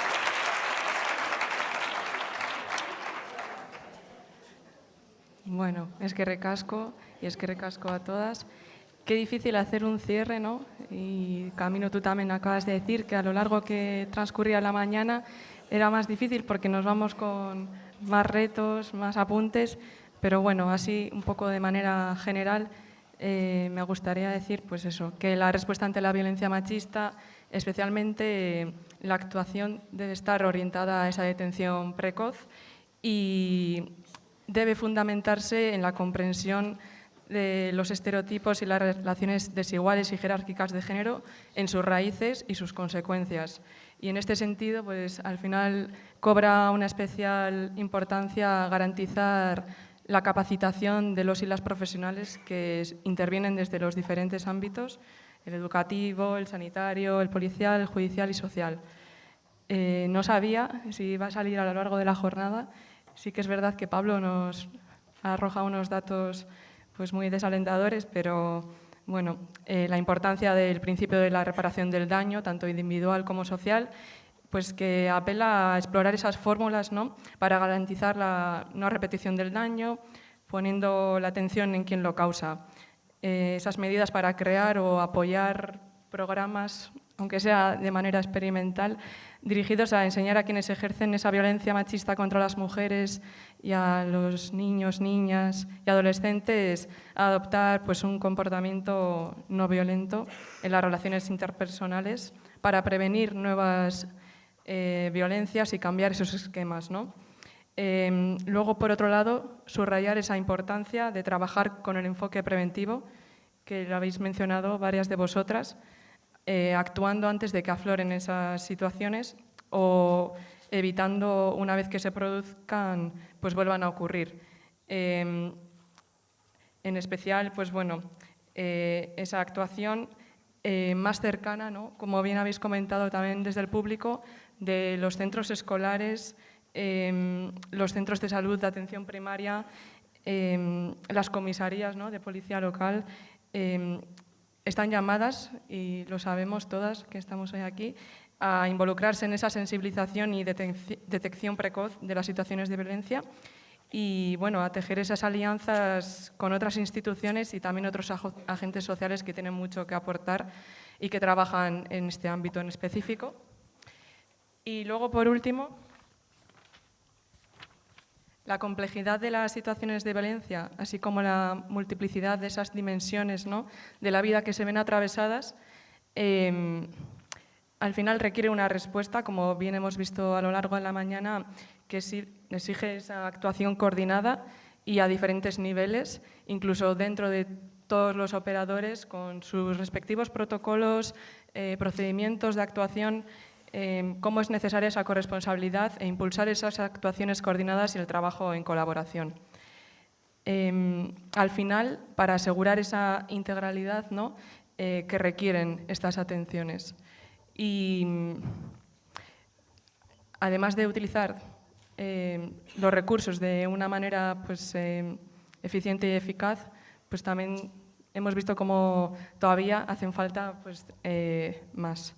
Y bueno, la actuación de todas es fundamental, y aquí también me gustaría, pues, incidir en que se tenga en cuenta también a aquellas otras instituciones, otros operadores, ¿no?, y agentes sociales que suelen estar vinculados en mayor medida con la prevención y con la detección de esta violencia, como son, por ejemplo, las áreas de igualdad, las casas de las mujeres, yo qué sé, una asociación juvenil, ¿no?, que trabaja desde su ámbito y eso.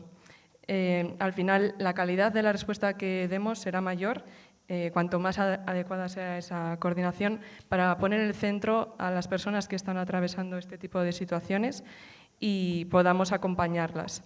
Y sin más, dar las gracias a todas que habéis participado hoy y al público, que os haya servido también, pues, esta mesa. Y nada, eskerrik asko.